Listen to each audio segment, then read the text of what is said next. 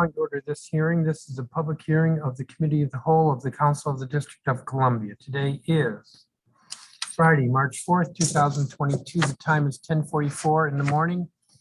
And this hearing is being conducted virtually. It is being broadcast live on Council Channel 13. And it is also being broadcast live on the chairman's website, www.chairmanmendelson.com/live. Again, chairmanmendelson.com/live. And this hearing is being recorded so that it will be available in the future via the council's website, www.dccouncil.us, Legislative Information Management System. The subject of today's hearing is performance oversight of the University of the District of Columbia, followed by the Commission on Arts and Humanities. This is the sixth of 6 oversight hearings that the Committee of the Whole has had in the last 2 weeks concerning agencies under its purview. The Committee of the Whole, in fact, all of the council's committees have performance oversight hearings at this time of year prior to and in preparation for getting the proposed fiscal year budget from the mayor. She will be submitting that budget on March 16th. It's for the fiscal year that begins this coming October 1st. She will submit it March 16th, and the Committee of the Whole will begin hearings on the proposed budget on March 22nd. Relevant to today's hearing, we will be hearing testimony regarding the mayor's proposed budget for the University of the District of Columbia and the Commission on Arts and Humanities on Tuesday, March 29th. And that, of course, is open to anyone who wishes to testify. There is a process for testifying, procedure, and one has to sign up. We will begin with the University of the District of Columbia, as I indicated before. There are 13 non-government witnesses. We will admit all of them into the virtual hearing room now. Salim Adolfo, who is Commissioner ANCHC. Nitsa Segui, who is Vice President of the Multicultural Spanish-Speaking Providers. Teresa Aspinwall, who's Director of the Multicultural Spanish-Speaking Association. Larry Davis, Associate Director, Educational Opportunity Center. Natasha Romero, who's a bilingual organizer with Under 3 DC. Arceli Mendez, who is a teacher at Barbara Chambers Children's Center. Sarah DePaz, who's a teacher at Barbara Chambers Children's Center. Sia Barbara Camara, who is with the DC Early Learning Collaborative. Sky Webster, who is USGA President. Cheyenne Barber, who's a student, presumably at UDC. Yannick Omicton, who is Economic Justice Program Coordinator with MLOV. Caroline O'Shea, who's with Choose United for Justice, Under 3 DC, and Kiara Romero. Witnesses will have 3 minutes. You should be in gallery view. In gallery view, you should see the clock. On my screen, it's the top row. Please be mindful of the time. And with that, is Commissioner Adolfo here? All right, how about Ms. Segui? I see you. Why don't you proceed? And good morning. Yes, I am here. Good morning. Good morning, Chairman Mendelson, council members and staff. Thank you for the opportunity to make a few remarks about the University of the District of Columbia. My name is Nitsa Segui Albino, Vice President of the Multicultural Spanish Speakers Association, Providers Association, whose mission is to transform the systemic barriers impacting early childhood education providers of Latin American and the Caribbean origin through capacity development, community building, and advocacy with a gender equality perspective.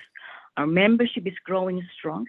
As you may see, we represent over 400 professionals of childcare providers. More than half are DC residents. 72% are serving and educating over 3,000 infants, toddlers, and preschool-age children. There are also native Spanish speakers who work at dual language immersion programs through our great city. In modern times, DC has been the pioneer of progressive policies. Many may agree that the foundation of such policies is related to the vision and commitment of strong leaders of the civil and human rights movements. Therefore, naming DC a safe place for undocumented migrants or passing progressive language access legislation does not surprise us because it is the movement's legacy. For instance, in 2015, UDC discussed legislation to allow students of undocumented or non-status holders to become a part of the student body. In fact, in 2019, the Sigma UDC published language aiming for diversity and inclusion, including admitting and granting students access to financial aid, regardless of their immigration status. We have also heard the president of UDC loud and clear speaking on behalf of undocumented migrants. However, in my experience, well-intended policies without proper funding and staff to implement them are unsustainable. Simply put, they die. We applaud the UDC efforts to create bilingual associate degree in education, since it provides a pathway to marginalized sector of early childhood teachers, primarily women of color in their first language, increase their capacity to provide quality education to young children in Spanish, ensures teachers in DC obtain the educational credentials required by OC, and help support multilingual programs needed for children who have become language other than English. However, it is not enough. Therefore, we're asking UDC to invest and hire enough culturally and linguistically appropriate staff to support the EC program, create better administrative systems in support of working class immigrants, in other words, to walk the talk, admit undocumented students and working class women in the bilingual EC program, and provide them with the financial assistance needed to be part of this program, as announced in the Sigma UDC program. And lastly, tap into MSSPA expertise as the UDC consulting organization to help create and support the mechanisms and procedures to make happen the petitions above. Mr. Chairman Mendelson, MSSPA, thank you for your time, consideration, and dedication to our great city. I am available for any questions you may have. Thank you. Thank you, Ms. Segui. Teresa Aspinwall. Yes. Good morning, Chairman Mendelson. My name is Teresa Aspinwall, and I'm with the Multicultural Spanish-Speaking Providers Association. I help lift up the voices of teachers who provide early learning in Spanish. Last year, we asked the council to address a scholarship funding gap, offer in-state tuition rate to DC educators, and relaunch the Bilingual Associates program. I am happy to report that these requests were fulfilled, and we thank the council for passing the UDC HEI Qualified Applicants Expansion Amendment Act of 2021. Last semester, a cohort of 14 teachers started, and we expect more teachers to start later this month. The pathway is most definitely opening up. That said, since the relaunch, applicants are now being asked to disclose and prove their legal status as a condition of admissions. Currently, there are 11 undocumented teachers who have completed the application process but cannot access this program.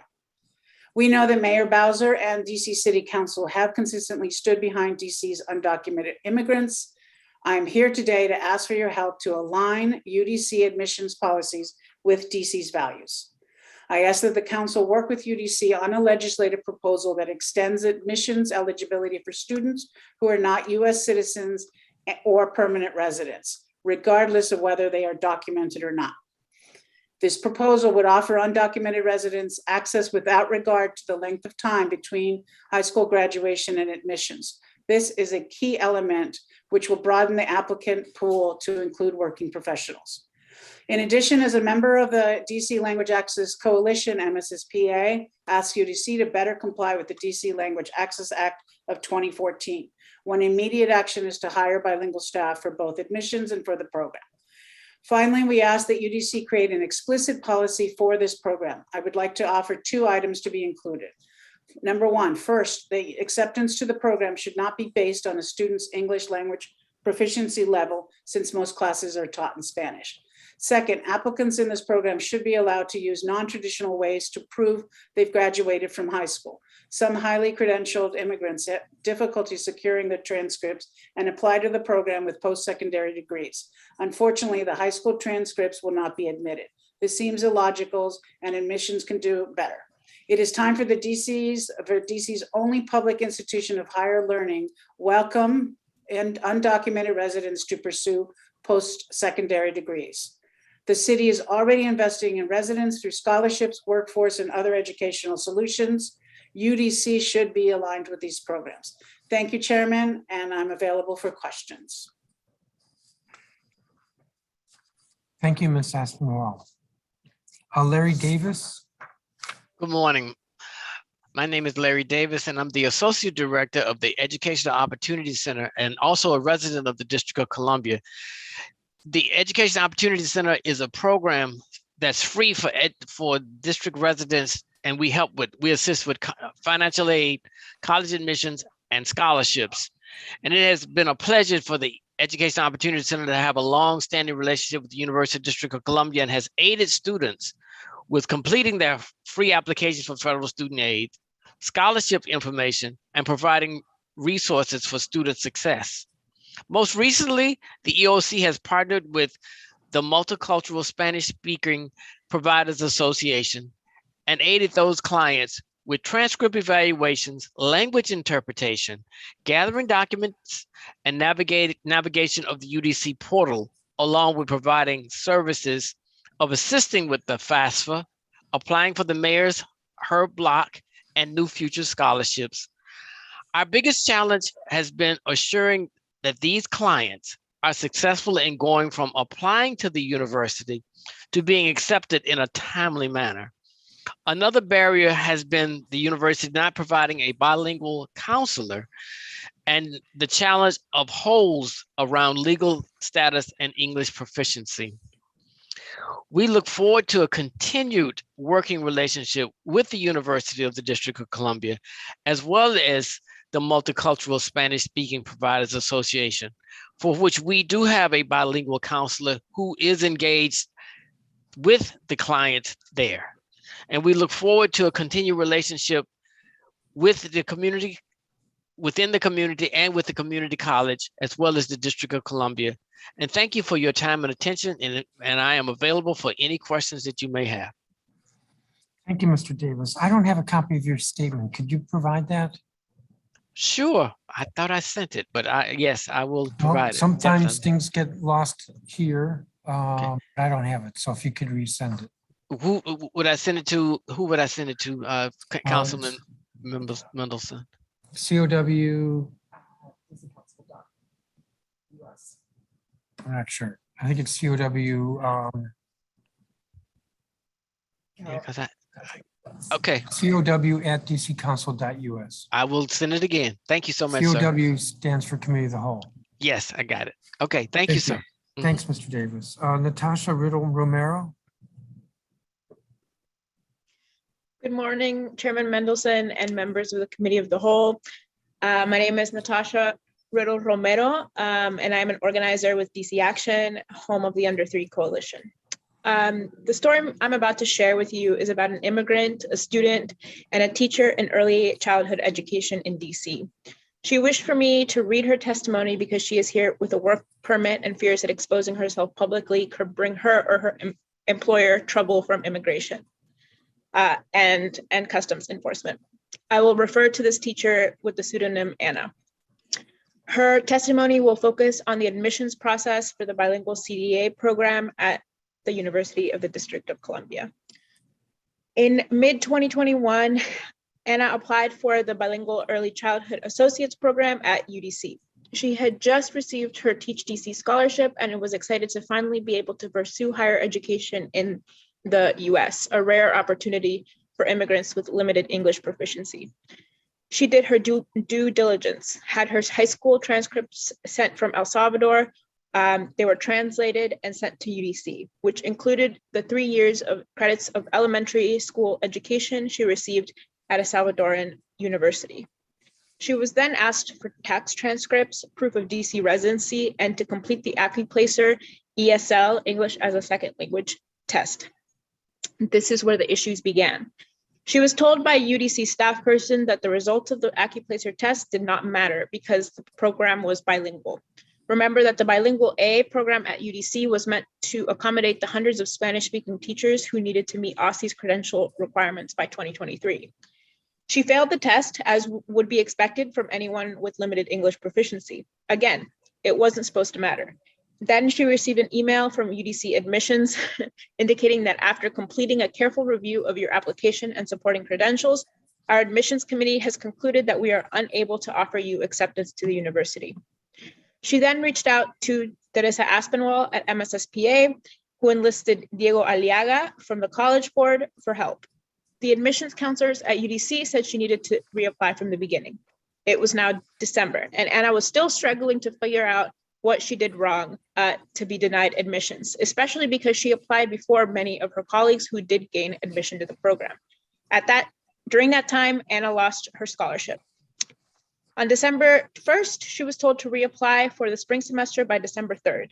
She was denied again. There was no appeals process for that program, so Anna thought there was nothing she could do. However, with the help of Teresa and I, she was able to submit a discrimination complaint to OHR because she believed she was excluded from the program because of her language and legal status. And Anna's story is one of many. The process of admissions for this program seems to fall apart first when it designates foreign-born students without social security numbers as international students who need to take the AccuPlacer test, but they are not international students. They are DC residents. It falls apart again. Ms. Romero, your time's expired. Can you wrap up? Yep. Teachers like Anna should not have to get the attention of higher ups in the program to be able to gain admissions to those programs. The college needs to understand the particulars of this group, and there also needs to be more staff people to accommodate them. Thank you. Thank you, Ms. Romero. Araceli Mendez. Hi, good morning. My name is Araceli Mendez. I am from Puebla, Mexico. I had 2 children. I came to United States when I was 15 years old. I received my GED from the Latin American Young Center in 2010. I took early childhood education classes at a family place, and I received my CDA in 2016. I have been working for Barbara Chambers Children's Center since 2017. I started studying at UDC in January 2019 as part of the first group of the teachers. Since I read in the United States, I come with a dream. I've been able to continue studying, but I realized that the language was a barrier for me, and even so will not prevent me from getting my high school diploma. I want to continue my studies, but I know that it will be difficult for me because I also needed to work to be able to help my family in Mexico. I still remember when I was 11 years old, I told my mom I want to be a teacher, just like my 5th grade teacher who received a great inspiration to me. My changes has always been hard to afford my studies. In the past, I had applied for a scholarship to study and was either denied or required to pay high interest rates for loan. My education dreams were put on hold. When I was offered the opportunity to teach at the Barbara Chambers Children's Center, I didn't think twice. That's the best opportunity to be able to learn and do what I love, working with young children. 5 years later, I continued to witness the amazing development of young children. This work inspired me to keep learning more to help prepare to DC children. When my center director learned about the Bilingual Associates program from MSSPA, she let me know that UDC was launching a new program to help.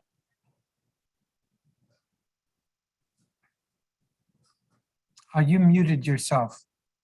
Can you unmute yourself as you finish?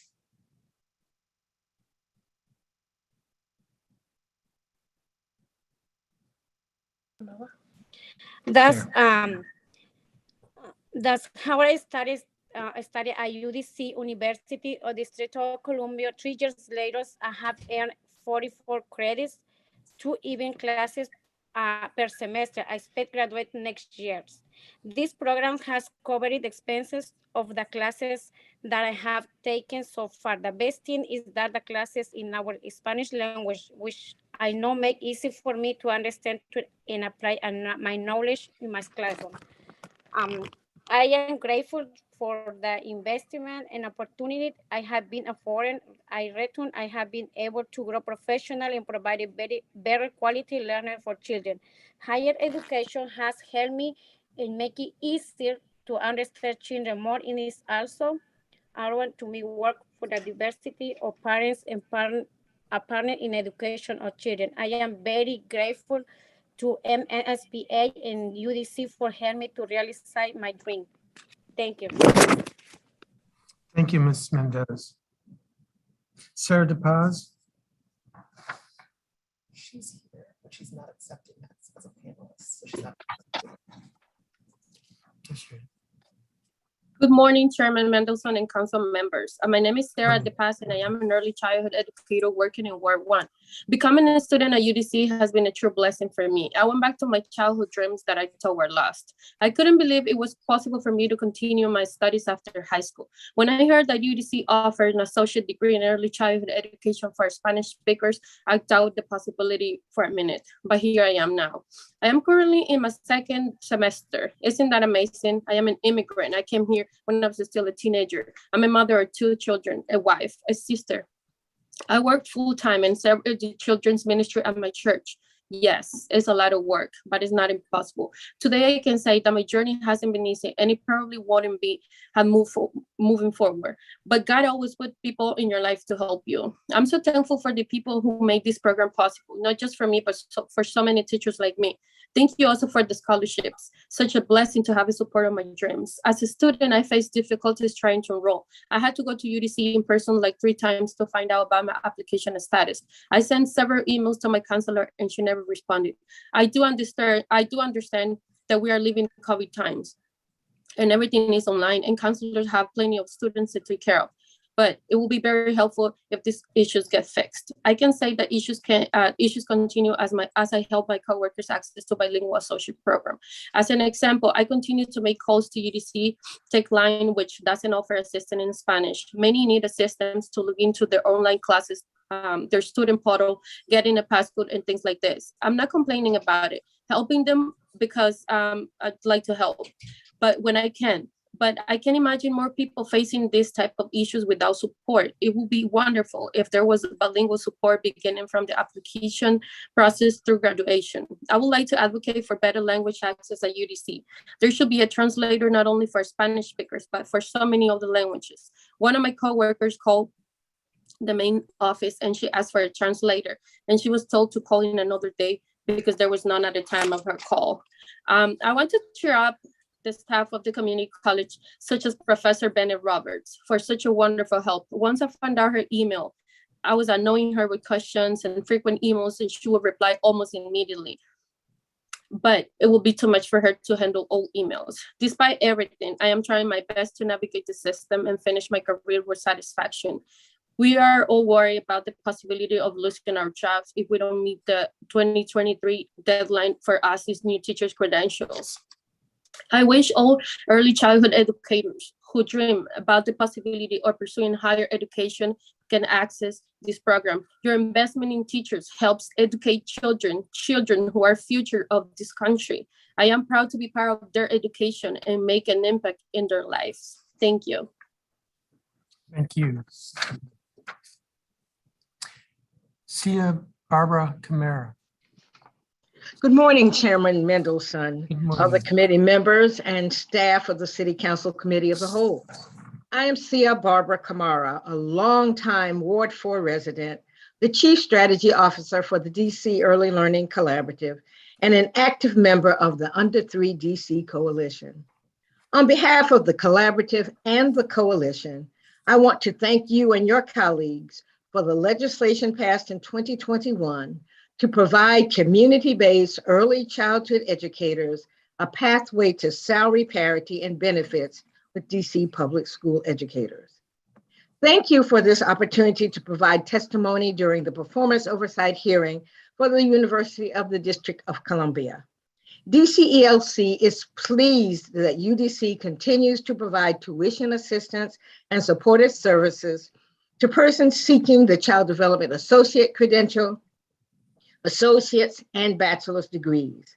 Specifically, we are pleased to see the partnership with the United Planning Organization, 2 new Spanish-speaking cohorts started, the first graduates from the Southeast cohort, and that they have built more intentional relationships with the community, advocacy, and educational entities.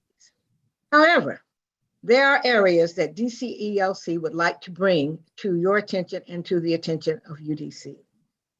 1, UDC needs to move expeditiously with their outreach and strategies for degree and certificate attainment of DC directors who have a DC 2022 deadline to attain a bachelor's degree. 2, UDC should take leadership in the development and implementation of an infant toddler best practices institute for all higher education programs in the city. 3, UDC should initiate an accelerated AA degree program as well as a CDA credential program. Teachers and assistant teachers must attain the OSCE required degree and credentials no later than December 2023. And 4th, UDC should implement a plan to broadly market the credential, degree, and tuition assistance programs that they have for the early childhood care and education community.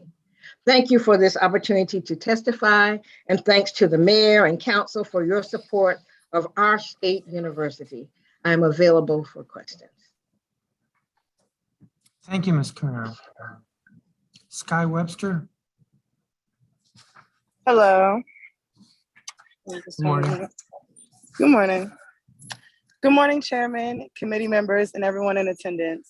My name is Sky Webster, and I currently serve as the undergraduate Student Government Association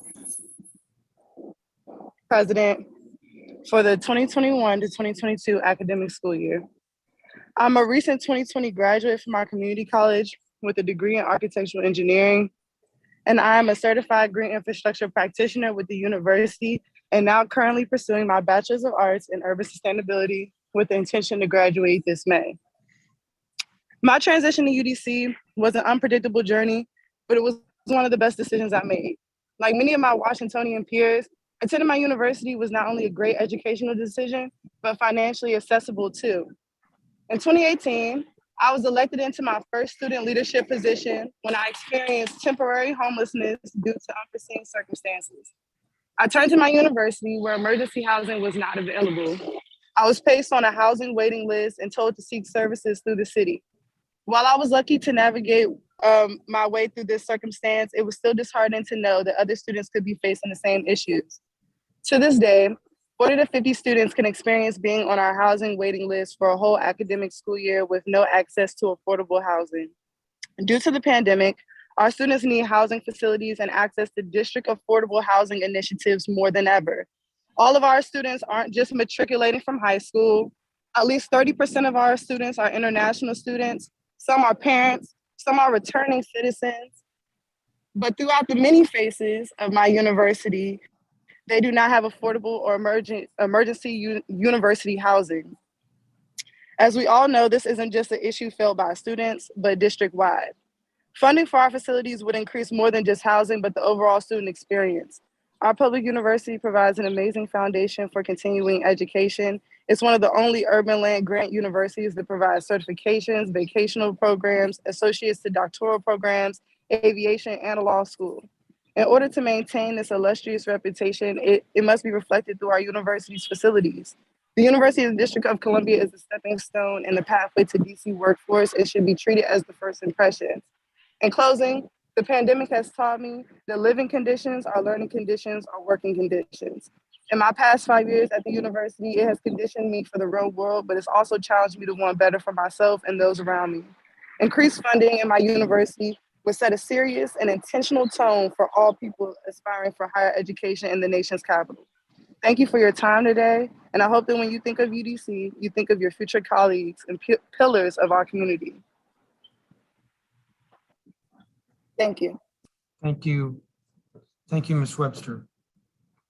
Cheyenne Barber. Good morning, Chairman Mendelson, members of the Committee of the Whole, and anyone else listening. Thank you for the opportunity to address the Council today. My name is Cheyenne Helena Barber. I am a current senior studying Business Administration and Management at my HBCU, the illustrious University of the District of Columbia, the only public institution of higher learning in the nation's capital. I am also serving as this year's Board of Trustees student representative, a position I take seriously and hold dearly since I serve to properly represent the voice and opinions of our unique students. That is the voice that I will be using today. COVID-19 hit us hard. At the onset of the pandemic, we students struggled. We struggled against hunger, sickness, racial discrimination, poverty, mental illness, xenophobia, and homelessness. Some of us had these struggles while taking care of our families. Some of us had these struggles thousands of miles away from home. But the one thing about Firebirds, just like the great city we live in, we prevailed, all while continuing our path of education. We didn't do it all alone. We not only had the support of one another, but tremendous support from our university's administration, faculty, and staff. When we wept for help, UDC was there. UDC provided us with laptops, free textbooks, need-based and last dollar scholarships so that we didn't have to stop pursuing our education. They not only provided more mental and wellness services for free, but stipends that cover the cost of our insurance. They understood that tuition isn't the only expense with college and provided multiple stipends that we use for rent, overdue bills, medical expenses, food, and so much more.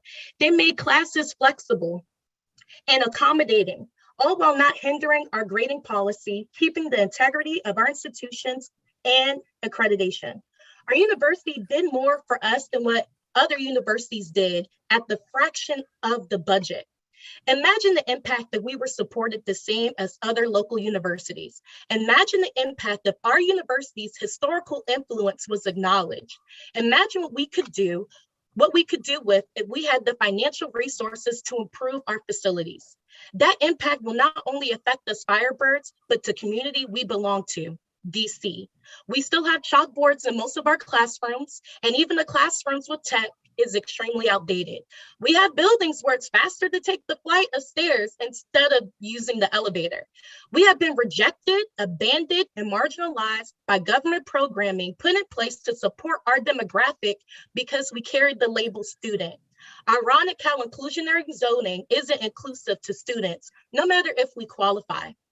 We are asking that the council help UDC procure funding to have our facilities match the brilliance of not only our students, but the great city we live in, Washington, DC.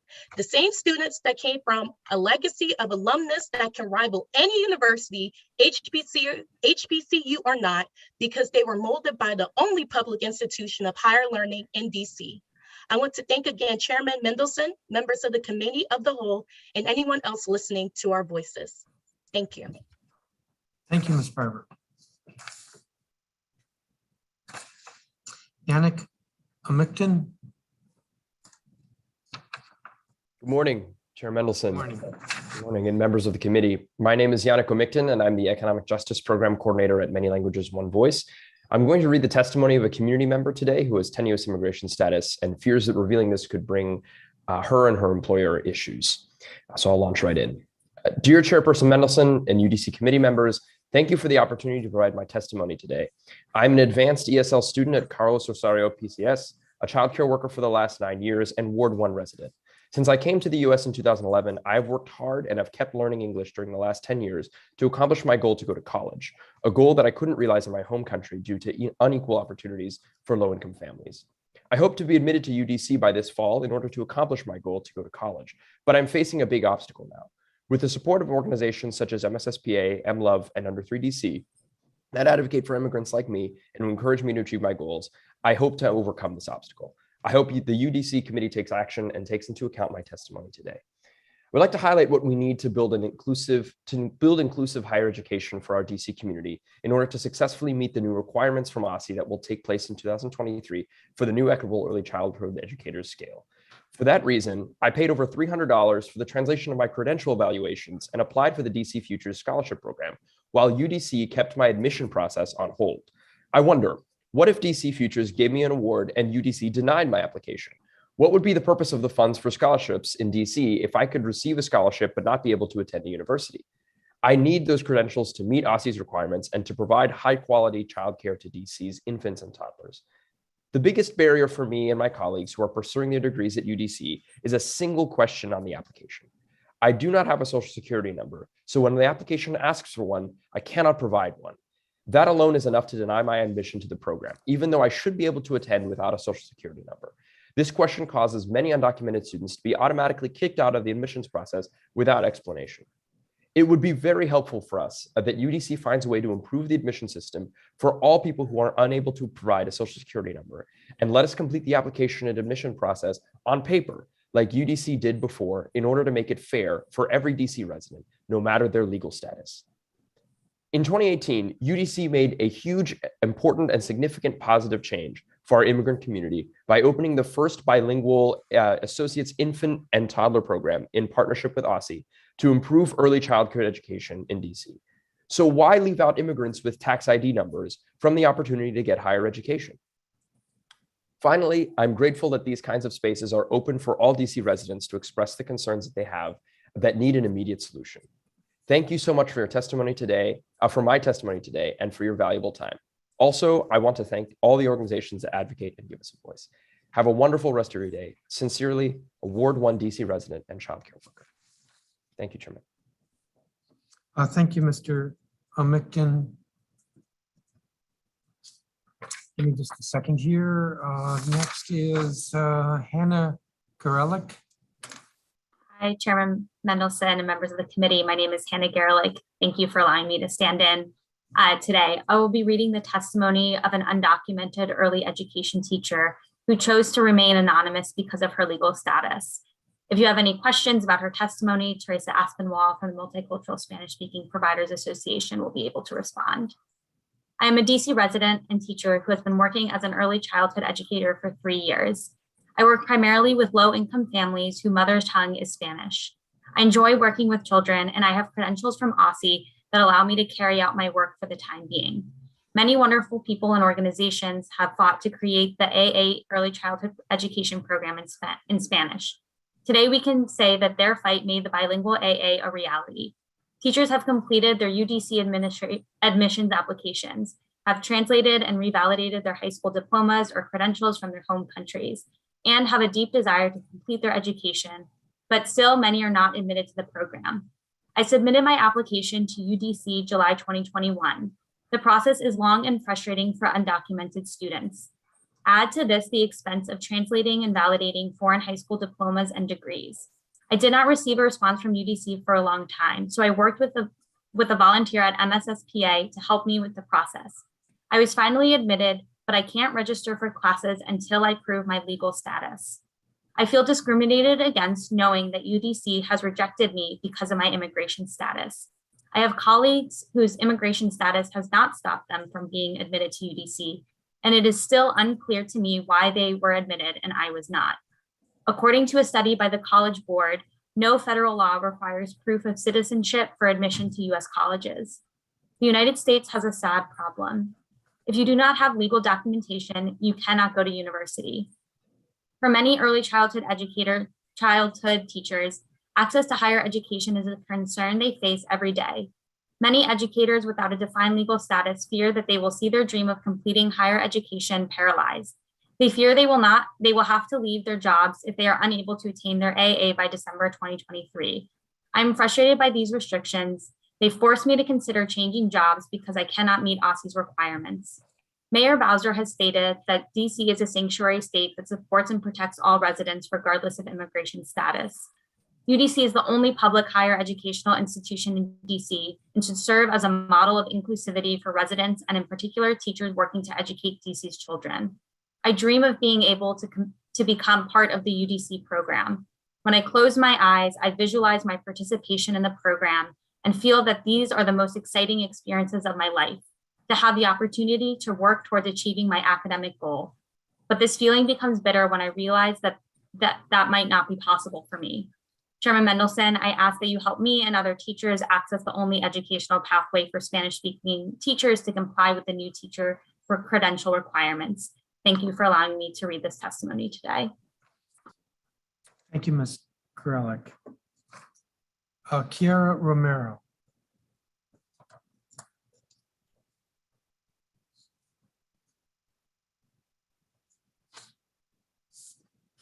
You are muted. If you could unmute yourself. I apologize. So good afternoon. My name is Kiara Romero, but I prefer to go by Kat. I am attending UDC. I am a political science major. Spring 2022 is my first semester coming to an in-person class at the University of the District of Columbia. I am grateful that I have a school to attend. I am glad that I got the college experience to go to campus. However, I am confused and upset with some things I've seen at school. For instance, I have seen broken desks in classrooms that are not clean enough. I have also seen a bunch of outlets that do not work. A lot of bathroom doors do not even close well enough. As a UDC student, I would appreciate it if we got more funds. Our tables in classrooms need to be renewed. The janitors need more funding, and the school needs more janitors to clean our classrooms and bathrooms. We need more resources and funds for our tables, curriculums, resources, and books at UDC. Also, our professors need better pay. As professors get paid what they deserve, they will be more engaged in doing their jobs and have more teaching materials. I see that the school is not the cleanest and needs more money, especially when located in Northwest DC, the wealthiest part of the city. I wonder if it is because the school's an HBCU, therefore it gets less valued. The DC rent is high and taxes are expensive in the city. My question is, where does all that money go? I am sure that the nation's capital has enough money to grant its state school. I should not see half-broken school desks at this school. This is the only public university in the capital, meaning it should be government funded. Furthermore, students and staff have mentioned that the school is losing money. This news is sad to hear, and I fear for my college career. I fear for my colleagues as well. I ask the city and country, I ask the councils to fund more schools. Many tax dollars go to military funds when they should be going towards healthcare and education. We should really be investing in creating an equitable school experience. More students will attend UDC if the school gets funded, creating a better tomorrow. Keep in mind, I do not even live in the city, but I chose to come to UDC because I want to major in political science, and I believe that coming to the state school of the heart of the political world would prepare me for my profession. University of the District of Columbia is an HBCU, and unfortunately, the school does not have a history or sociology major. One of the reasons why it lacks these areas of study is because not enough students are at the school to take them, and the school needs more funding for these subjects. If the school is funded more, it will attract more students like me and give the school more curriculum options. It will open doors for students in the city, improving their resources, and possibly students outside of the district like me. It is not fun and games. This learning institution determines our future. Lots of schools in Southeast need funding as well. The city should stop caring more about its touristy sites and focus on its schools. The more our educational institutions, especially the state college, receive financial support, the higher test scores and higher graduation rates will increase. Unfortunately, UDC is poor, which is one of the reasons it receives negative stereotypes. I believe that the school can do better, and a step for that is to be funded. So let's give more funds to UDC and create a better future for the city. Thank you.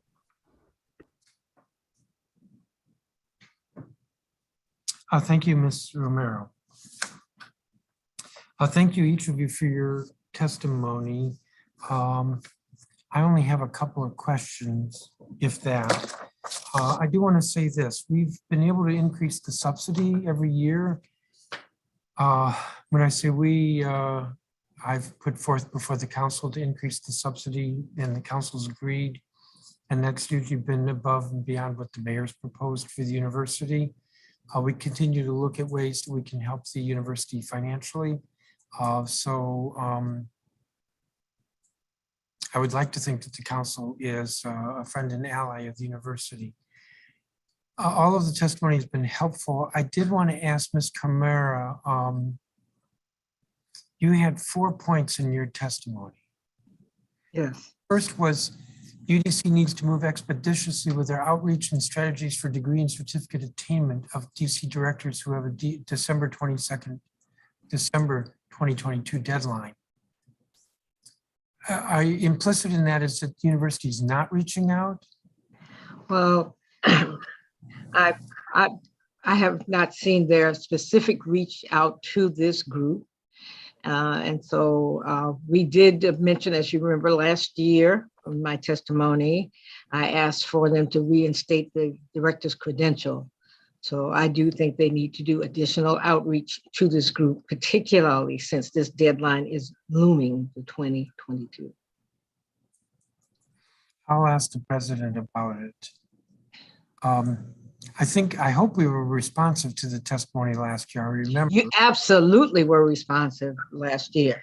And that's why I said in my testimony, we certainly appreciate what you did. I think in some of the other testimonies they mentioned, the legislation passed too. So we appreciate the support that you provide, but we want our state institution to help the educators in DC meet the requirements that OSSI has put out. And there hasn't been a lot of information about these policies. December 22 is very much upon us at the moment. Well, your third point was UDC should initiate an accelerated AA program, AA degree program, as well as a CDA credential program. Teachers and assistant teachers must attain the OSSI required degrees and credentials no longer than December 2023. What does that mean? An accelerated program so that they can be admitted and then get their credentials by December 23? Well, part of what it means, and I think UDC started this with one of the Spanish-speaking cohorts where they had a compacted time for people to take courses. And so they need to make more of that available and more support to the students. And I'm sorry, again, your question. I just wanted you to explain a little bit more about an accelerated AA. Yeah, so it's just compacting it. I think that at one time it took almost 4 years to get your associate's degree.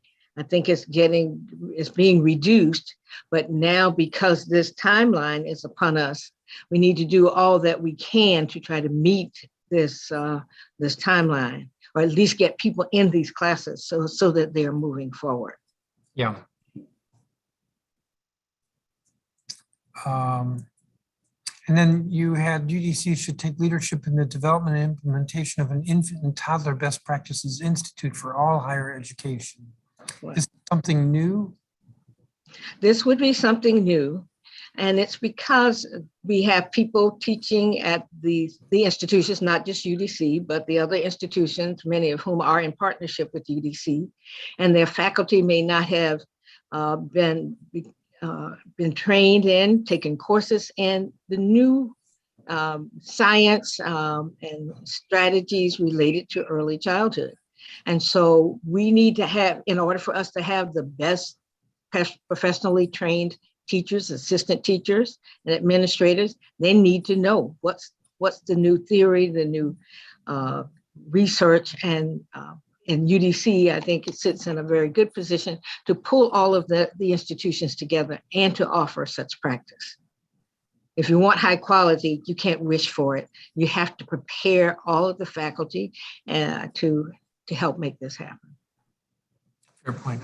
I don't have any other questions for you. Thank you for your testimony, Ms. Camara. It's good to see you. And thank you, all of you, for your testimony. You all will be excused, and just hold on, you're not excused yet. Councilmember Henderson, did you have any questions? No, Mr. Chairman, I came in after this panel, sorry. Okay, you all are excused, and I'm going to call the president of the university, Ronald Mason.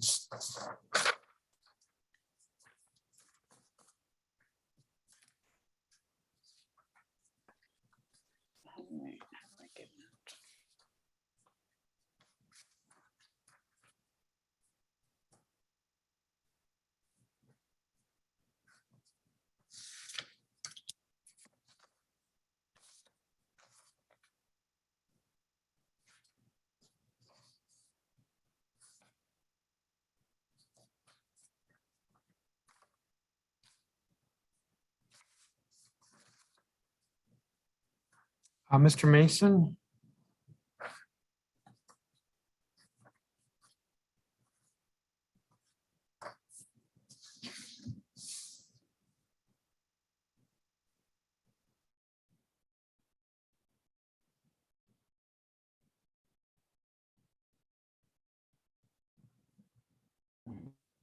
I'm unmuted. Chairman? I can hear you now, but I can't see you. And now you do. Good. I can think we're both ready. see and hear you. Yes, I'm in full bloom. How are you today? Okay, why don't you begin when you're ready?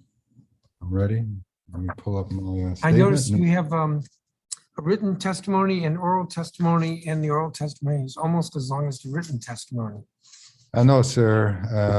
You know, I have new support staff now, and I tend toward brevity, but my new staff likes me to be thorough. And so I cut the submitted testimony as much as I could.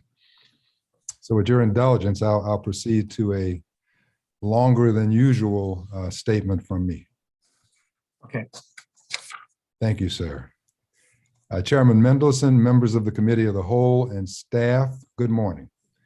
I am Ronald Mason, Jr., President of the University of the District of Columbia, the public institution of higher learning in and for the nation's capital.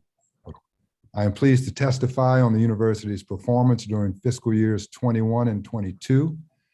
For the sake of time and expediency, I will be providing a shorter oral testimony today, but have submitted a longer written copy for the record. I would like to start by thanking you, Chairman, for your unwavering and continued support of the university. I would also like to thank Mayor Bowser and Deputy Mayor Kine for their commitment and support of the university. Combined with the support of the university's Board of Trustees, our dedicated faculty and staff, and most of all, our amazing students, UDC has continued to move forward over the past year, despite ongoing challenges and the hurdles that arose due to the COVID-19 pandemic.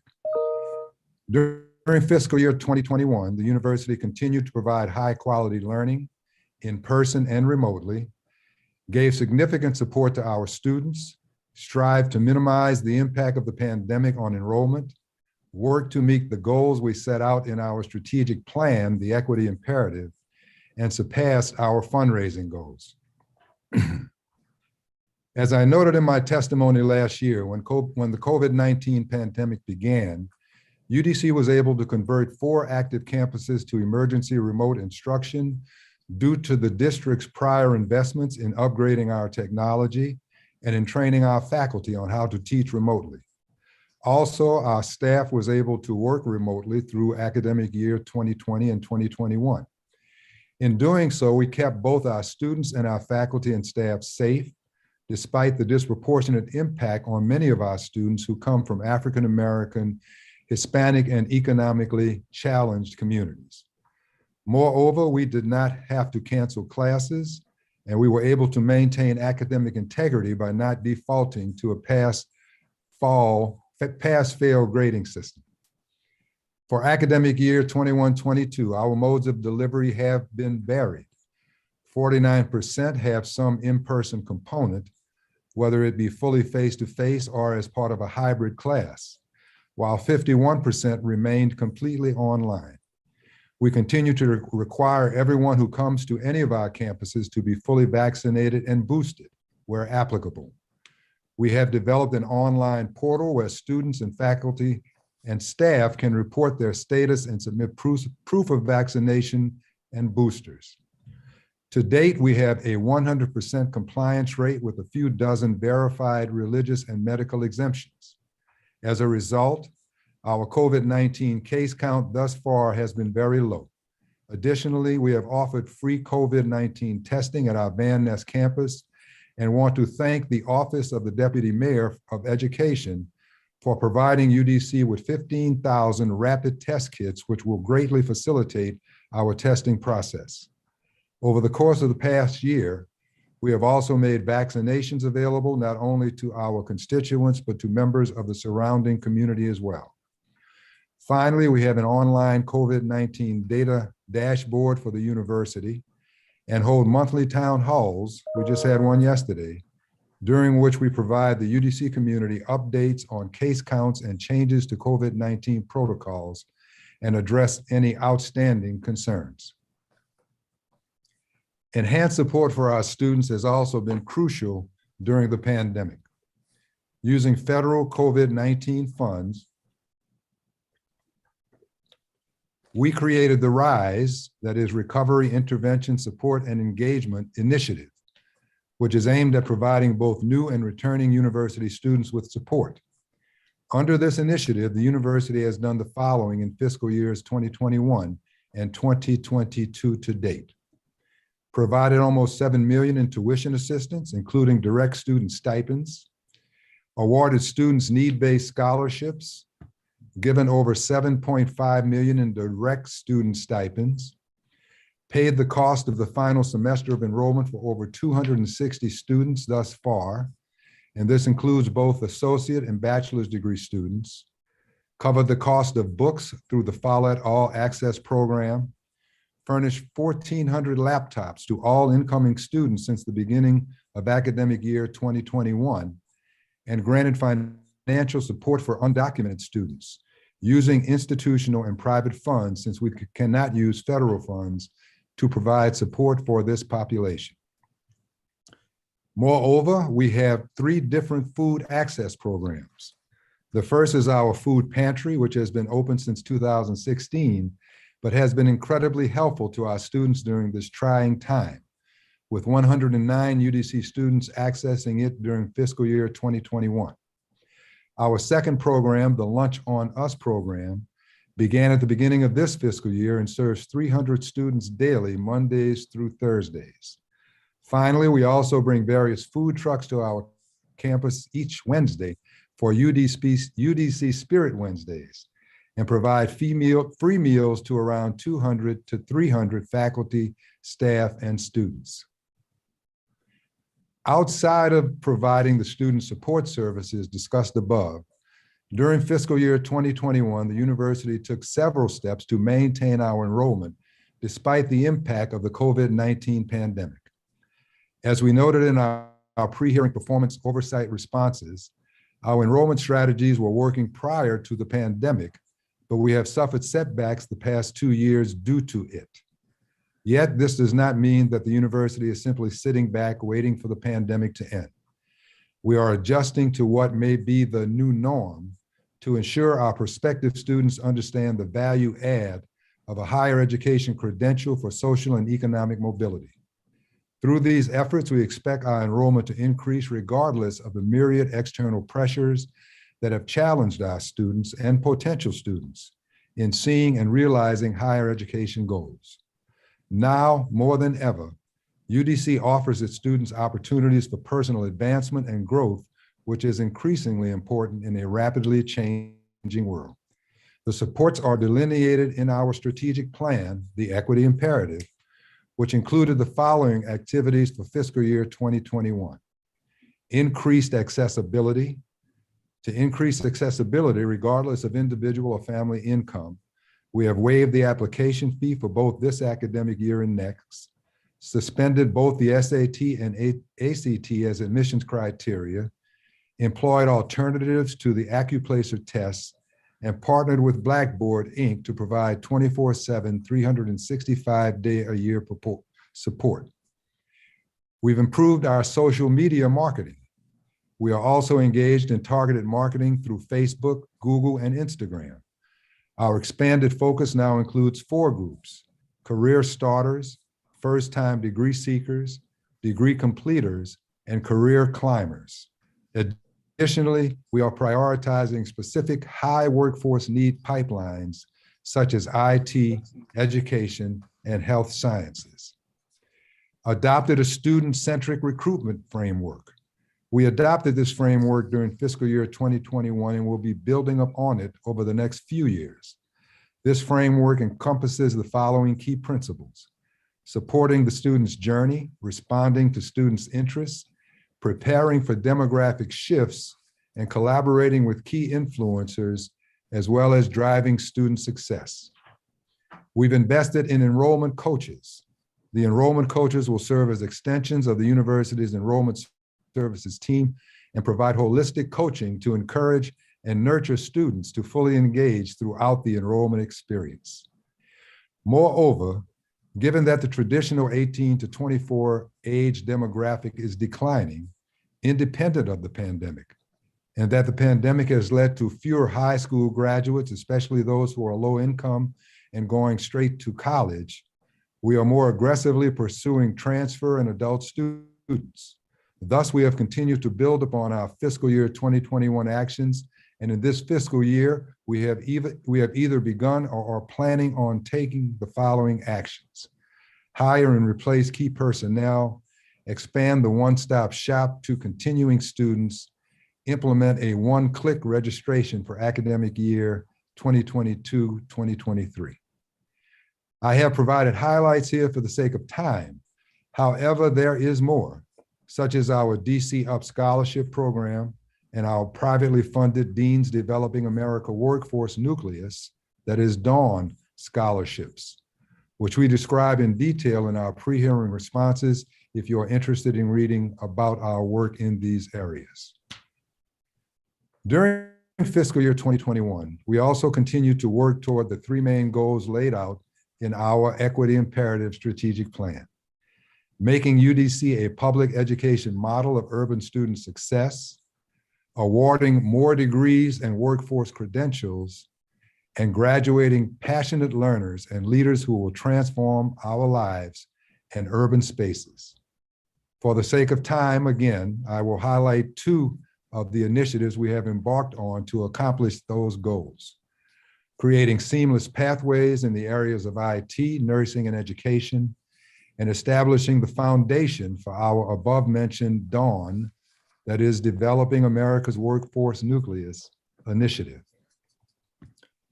As you know, Chairman, the university has embarked on a multi-year plan to establish and coordinate guided pathways from existing workforce development programs through associate degrees to corresponding baccalaureate degrees in the areas of STEM, IT, nursing, and education.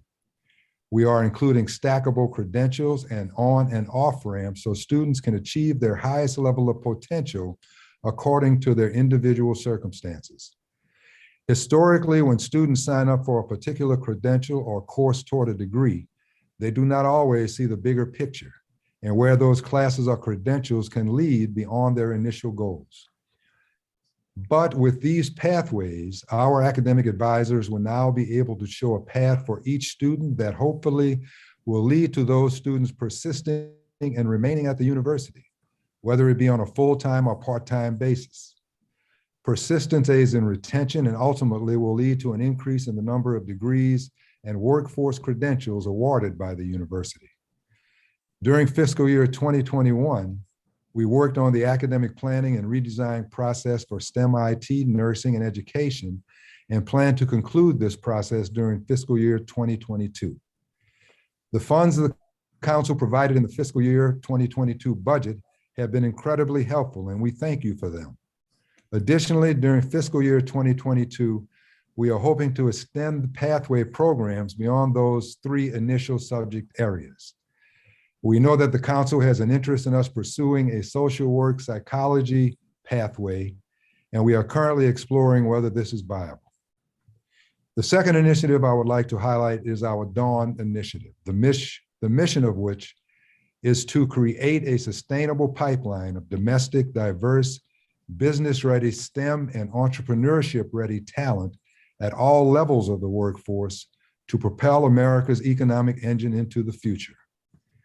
Through DAWN, we intend to enable public education to be a sustainable source of opportunity for all students and identify solutions to the nation's talent shortage in STEM by creating talent identification and refinement systems that will cultivate and increase STEM-based talent from underrepresented populations.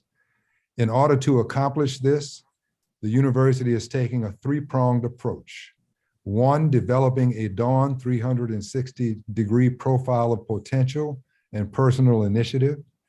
Two, supporting the Anacostia STEAM Academy of Environmental Sciences at Anacostia High School.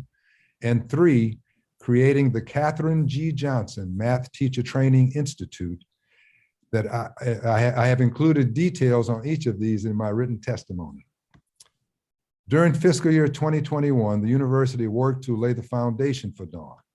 This included building out Dawn infrastructure, which involved designing the position for an academy director and recruiting and assembling a national advisory panel. We also obtained $300,000 in seed funding from an anonymous donor and solidified and grew partnership with key stakeholders like the Ward 8 Community Economic Development Committee. As we move forward with Dawn, we hope to announce the Academy Director by the end of March 2022 and continue boots on the ground work such as math tutoring at Anacostia High School. Additionally, we are currently working with a team of consultants and are on target to submit a National Science Foundation implementation grant for the Math Teacher Training Institute in March 2022. Our goal is to launch the Institute by the end of fiscal year 2022. Finally, I would like to take a moment to highlight our fundraising work throughout fiscal years 21 and 2022 to date. During the pandemic, we have continued to fundraise successfully. We met the council match in 2021, and I am proud to say that we have already met the match for fiscal year 2022, thanks to an anonymous $2 million gift. As we noted in our pre-hearing performance oversight responses, the council match continues to be our greatest fundraising tool, and we thank the council for continuing this match annually. Because of it, we have been able to raise and meet our fundraising goals over the past few years. We are also using the momentum from the match, which we are calling the Chairman's Challenge, to attract more donors and fiscal support. Specifically, we recently named our athletic center after a UDC alumnus, E.B. Henderson, the grandfather of Black basketball, and we have launched a $2 million fundraising campaign to develop programming and amenities for the dedicated space. Half of the funds raised will go toward much needed repairs and updates on our athletic facilities, and the other half will go toward programs and scholarships for hardworking and talented student athletes. Moving forward, the university is investing in building out its fundraising team, and in conjunction with the UDC Foundation Board, we are focused on increasing our private support. To that end, we respectfully request that the council continue the fundraising match in fiscal year 2023 and hold steady at a 2-to-1 match ratio. However, given that it is such a powerful fundraising tool for us, we do ask that you consider raising the match from $1.5 million to $2 million. Looking ahead, despite the disruption of a global health crisis and the turmoil that has ensued over the past 2 years, UDC has stayed resolute. Our faculty, staff, and students have stood together and remained strong. We know that we would not be able to continue to achieve without our dedicated faculty and staff. However, we are not able to provide them with equitable and competitive compensation, which makes it difficult for us to retain top-level talent.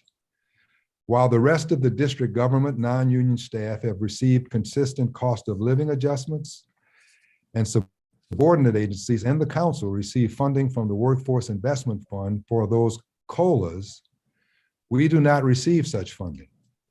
Instead, we are expected to absorb any COLA that we want to provide to our faculty and staff, regardless of whether they are unionized. Because of this, we have only been able to provide our non-union staff with 4 COLAs in the past 15 years.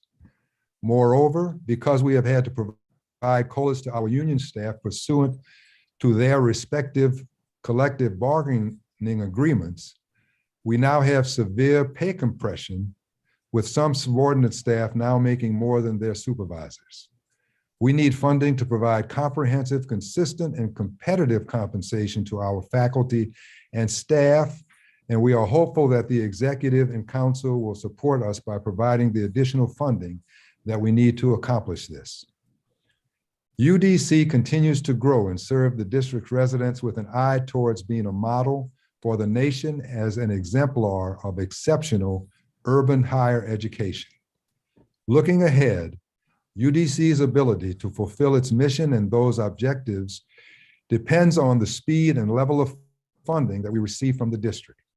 As the district's only public institution of higher learning, we are charged with educating district residents through myriad modalities, including a community college, a four-year institution, a law school, and a workforce development program.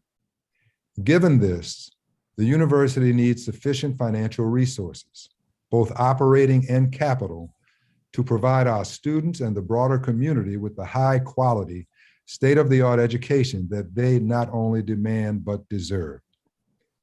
The mayor has announced an historic 5.9% increase to the pre-K uniform per student funding formula foundation level for fiscal year 2023, as she recognizes the funding needed to provide a high-quality pre-K education. We request that both the mayor and the council also recognize the need for comparable funding levels for UDC so that we can ensure that the district residents are properly prepared for the future at all levels of the education continuum. In the district, a post-secondary credential or degree is not a luxury, but a necessity. As such, a consistent increase to the university's operating budget each year throughout the four-year financial plan is also essential. We will always optimize whatever level of support we are provided. However, given who and where we are, we should be an example for the nation. An affordable, quality university that is key to a sustainable, resilient, and most importantly, equitable future. In other words, the University of the District of Columbia is poised to be the state's system of higher learning for a district that is poised to be a state. Thank you again for your and the council's support and the opportunity to testify. I am happy to answer any questions you or the committee members may have. Thank you, Mr. Mason. There'll be one round of 10 minutes for questions. Mr. Mason, I hope you heard the testimony from the previous 13 or 14 witnesses. There was some testimony about applicants for the for the early childhood educators certificates that they have to disclose and prove their legal status as a condition of admissions. That was what one witness said. And another witness said, spoke about being required to provide a social security number. Another witness with some assistance, she was admitted but can't register for classes until she proves her legal status. Can you speak to that, please? I can, sir.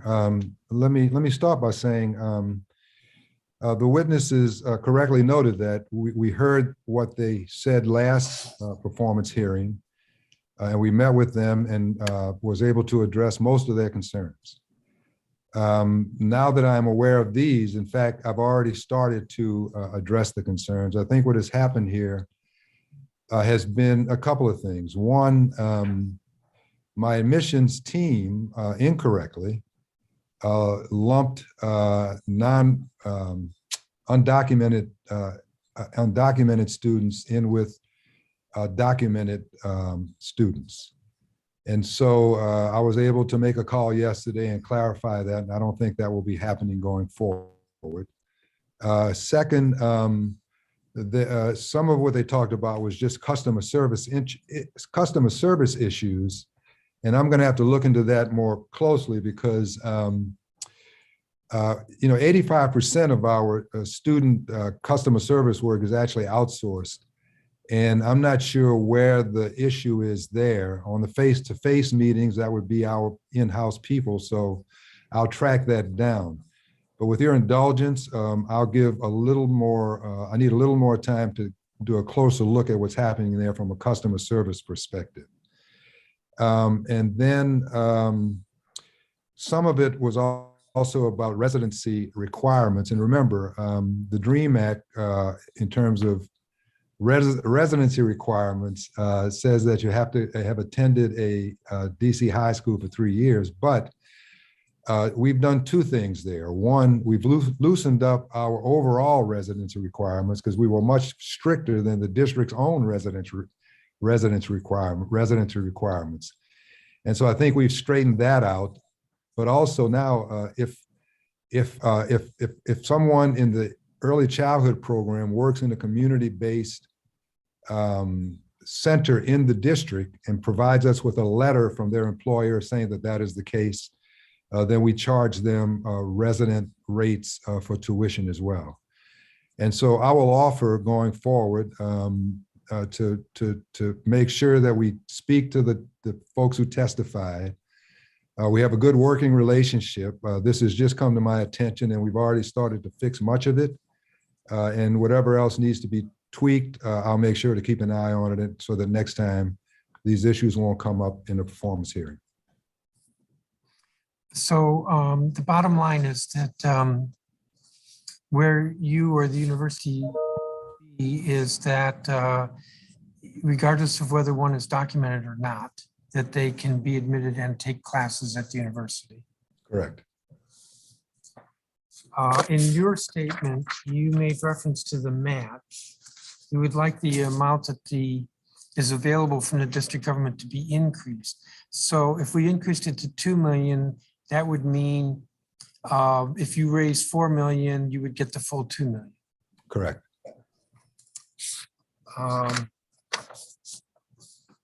You have some overtime earners, and the top 3 are almost getting what their base salary is. Not quite. One got $53,000, almost $54,000 overtime pay, and on top of their $62,000 salary.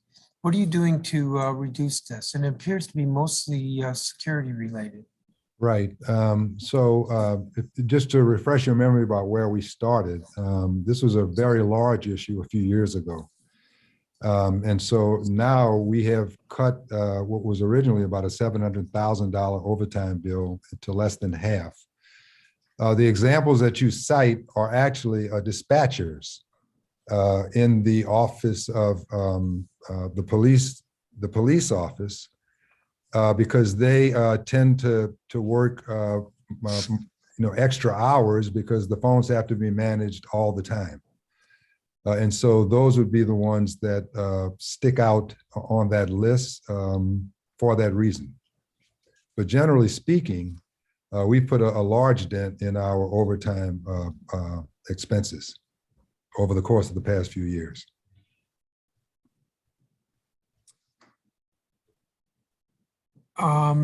According to your response to question 14, the university had a surplus of $20 million at the end of last fiscal year. What happens to that surplus? Does it drop to our bottom line, or if you keep it, how do you keep it? So it's the nature of the surplus. Some of it is a budget surplus, which is not actually cash, right?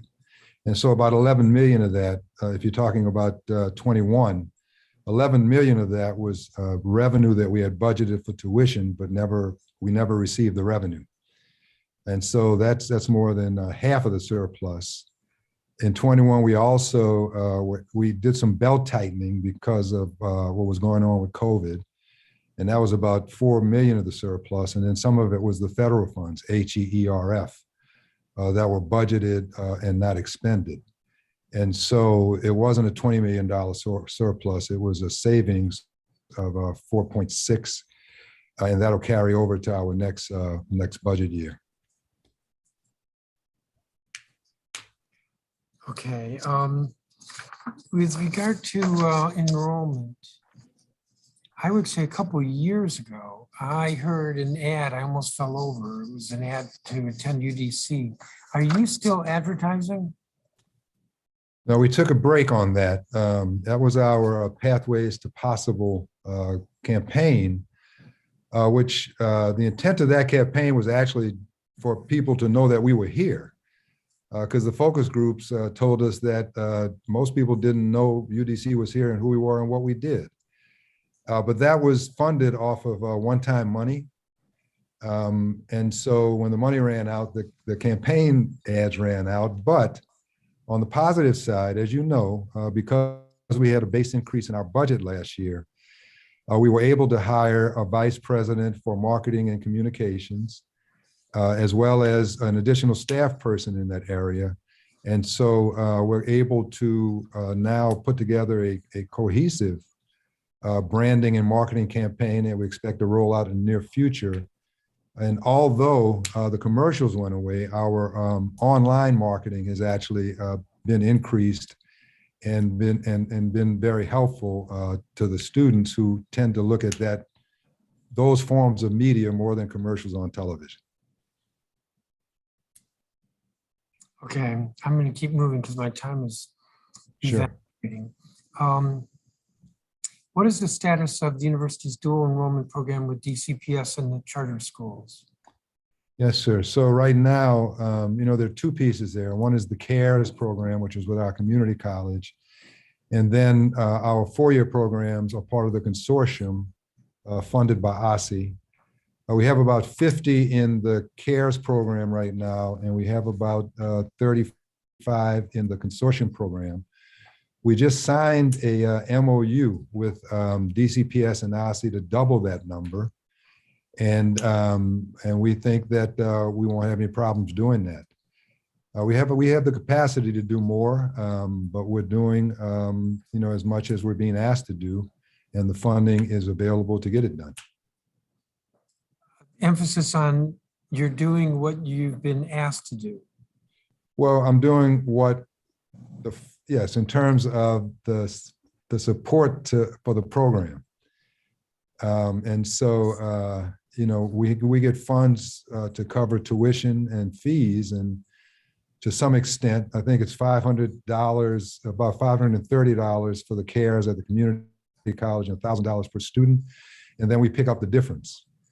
And so, we're able to do about 100 in both programs right now. And for the moment, I think that's going to be all we can cover. I think I'm going to leave it there since I'm almost out of time. Commissioner Henderson, do you have questions? Thank you, Mr. Chairman. Good afternoon, President Mason. I have Hello, to say the time Councilmember. West. How are you today? Good. I want to pick up on something we talked about a little bit last year, and I think you mentioned a little bit in your testimony in terms of enrollment numbers. And I think you spoke to the fact that, we're seeing a decline in the traditional 18 to 24 age demographic. And I don't think this is necessarily unique to UDC. Yesterday, in conversation with the superintendent at OSSI, was sort of noting in terms of the number of students overall in the district who chose to take the SAT last year was significantly less than anything that we had seen in quite some time. In terms of your experience and expertise, or what you're hearing from in academia and academic circles, what do you think is the best way to sort of get this group back on track in terms of recognizing that having some credential beyond a high school diploma is pretty key and essential now in terms of having a job with a living wage? Sure. Are you talking about the students that we've lost due to the pandemic? Yeah. Yes. Yeah. So I'll be honest with you, Council Member. We've thrown everything we can think at to the issue. Okay. We're about 1,000 down from compared to pre-pandemic, and most of it is in our community college. Nationally, we're a little higher than usual, but some schools are down as much as 50%, and I think it's a major issue. I can tell you what we're doing, but so far, we're not sure that it's working. Okay. Our applications for the fall of 23, as well as our confirmations, are actually trending up. But what has happened in the past is that students have applied and been accepted, but then didn't show up for class. And so we're trying to get the word out as best we can. We're trying to work with the high school counselors as best we can. One of the advantages we have at UDC is that, we are basically an entire higher education system in a compact package. And so, we can talk about credentials at any level of the workforce. Right. And we're beefing up our work specifically in Ward 8 through our Old Congress Heights facility. But what's going to work and what works and what doesn't work, we won't know until the fall 23 gets here and see if the numbers start to tick back up. I think in a nutshell, what has happened during the pandemic is that these are students who had challenges in addition to education, and education just got lower down on the list. And this past year, I'm giving you a long answer, but it has been something heavy on my mind. This past year, we took away almost every financial obstacle we could think of. Tuition was free, books were free. We gave devices. Your last semester in school was free if you were going to graduate that year, and it didn't make much of a dent. Wow. And so we're going to keep showing up, and we're going to keep working, and we're going to keep trying to reach out to the students. We've tracked them down. We call them personally. We have them on text and voicemail, and we're just doing everything we can think of to answer your question. You asked me for my expertise. Yeah.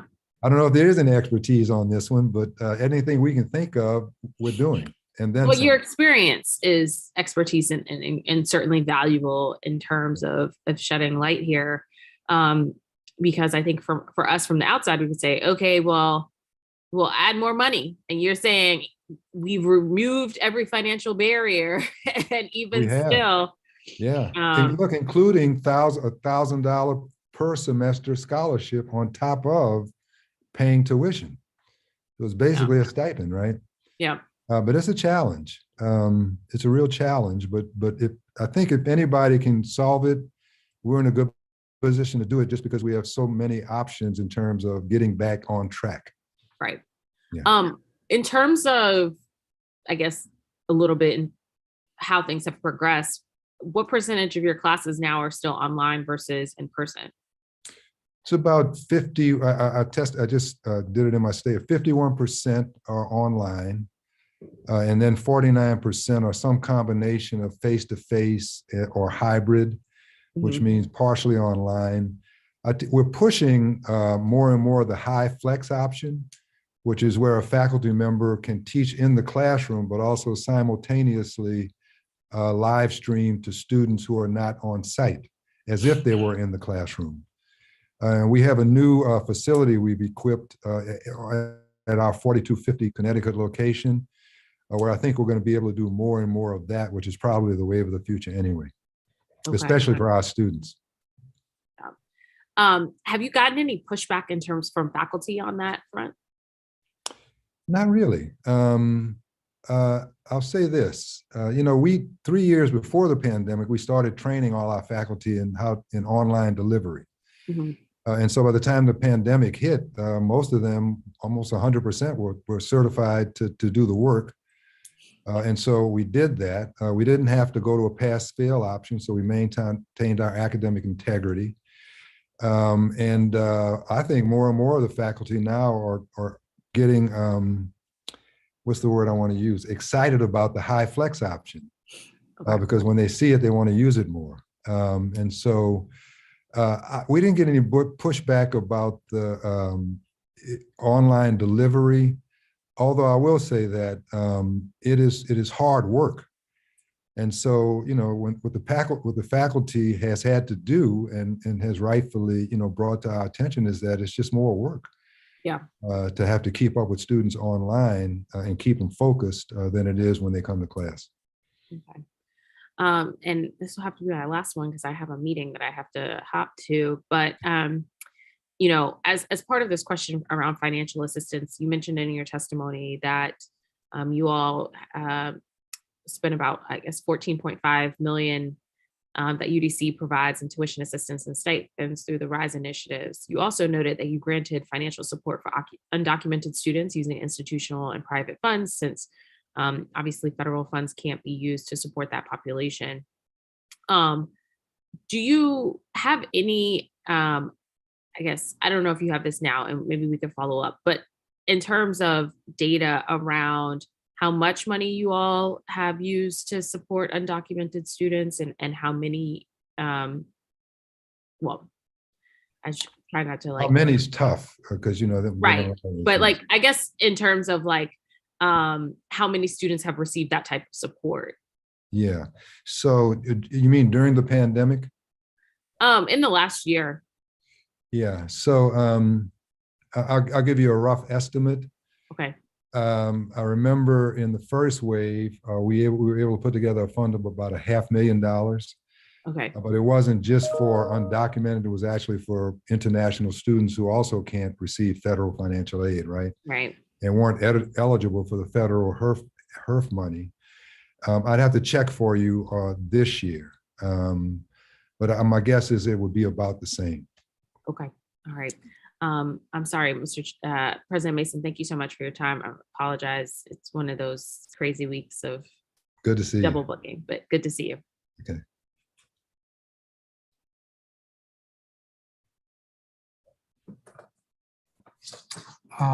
President Mason. Yes, sir. Yeah, since nobody else, no other council members are here, let me just see if I might have a couple more questions. Okay.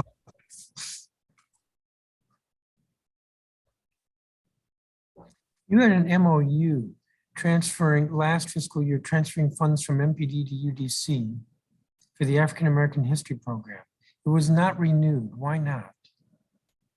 Oh, I wasn't aware that it wasn't renewed. All right, if you could get back to me on that. Okay. Because it's a good program and we've got nothing but good reports about it. MOU MPD not renewed. Okay. And you have an MOU with Anacostia High School. Yes. Well, with DCPS, and Anacostia is the subject of it. Is that going well? I think so. That was the Dawn initiative I Okay. reported on. Yeah. Yes. And then you had a number of reprogrammings from financial services to other activities within UDC. The question is, why was so much budgeted to financial services if it really was needed somewhere else? Or did you sacrifice something in financial services? No, as I understand it, when the funds come to us, they're put in what's called placeholders and then reallocated to the units that they're supposed to go to. It's a process issue that falls somewhere between the chief financial officer and my internal finance staff. But they're put there, they're intentionally put there temporarily until they can be allocated to the proper budgets.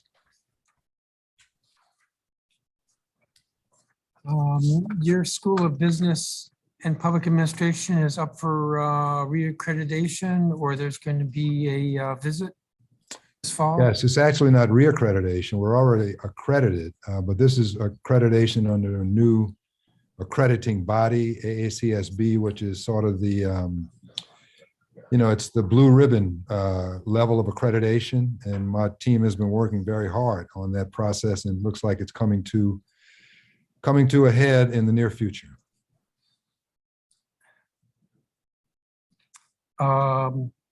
Why a new accrediting agency? Because you chose a new one, or because that's what happened, happened to you? No, sir. It's a higher standard. It's a higher level of quality and standards, and it is a goal that my dean had coming in, and he's about, I think, to achieve it. So who are you accredited with now? Oh, gee, I'd have to. If you give me a second, I'll look. Let's see.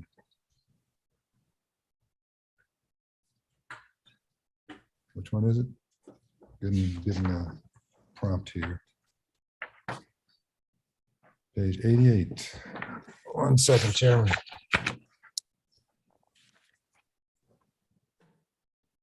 It is accreditation. No, that's not it. Association to Advance Collegiate Schools of Business. That's the new one. The old one is Accreditation Council for Business Schools and Programs.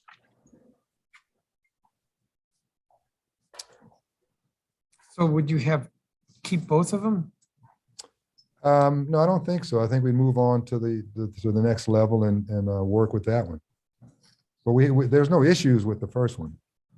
It's just an attempt to step up both a step up the perception and prestige of the business school. So that sounds good. It is good.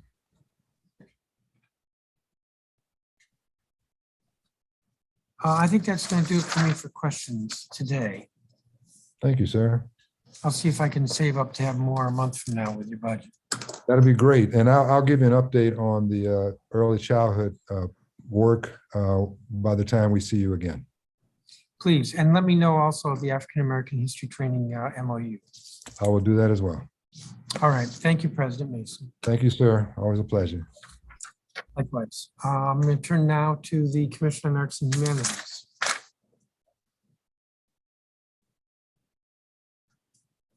So if we could admit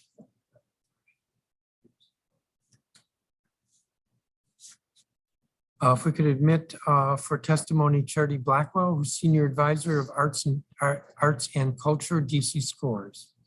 Stephen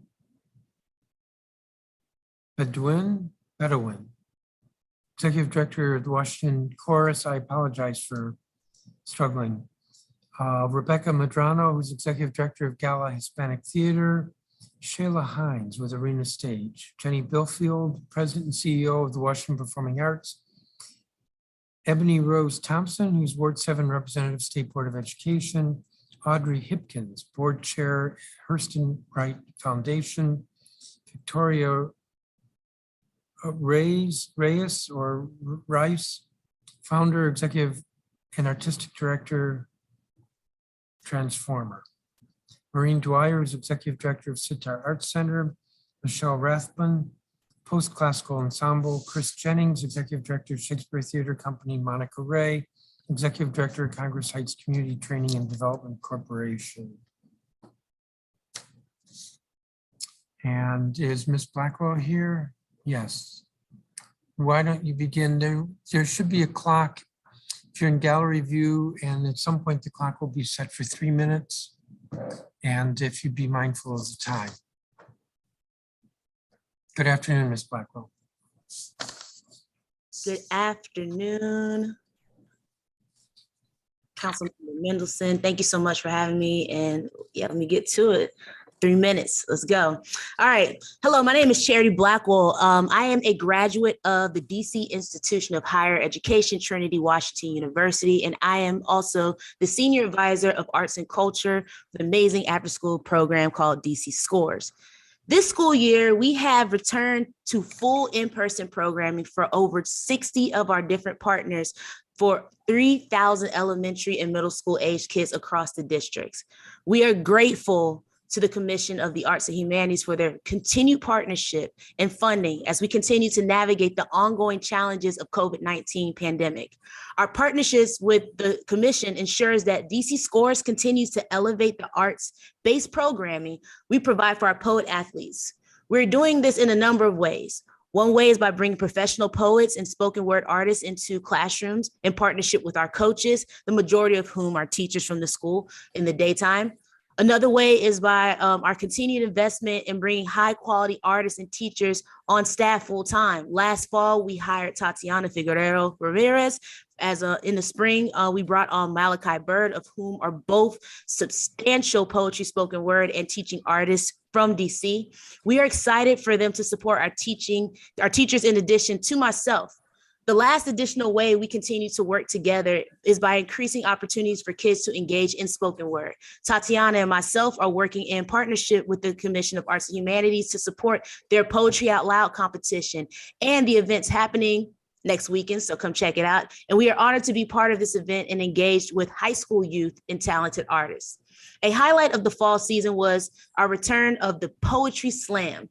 They didn't look and feel the same. They were actually different. And our kids couldn't mix with the teachers and all their classmates. And it was different but our schools were able to come together in their auditoriums this fall. And each team were able to record their performances together and in person. And we professionally produced 3 different Poetry Slam videos, a West Side, East Side, and Middle School Poetry Slam video. It was really meaningful, different, didn't feel the same, but it was something that our kids absolutely enjoyed. So thank you so much to the commission for your continued support and our partnership.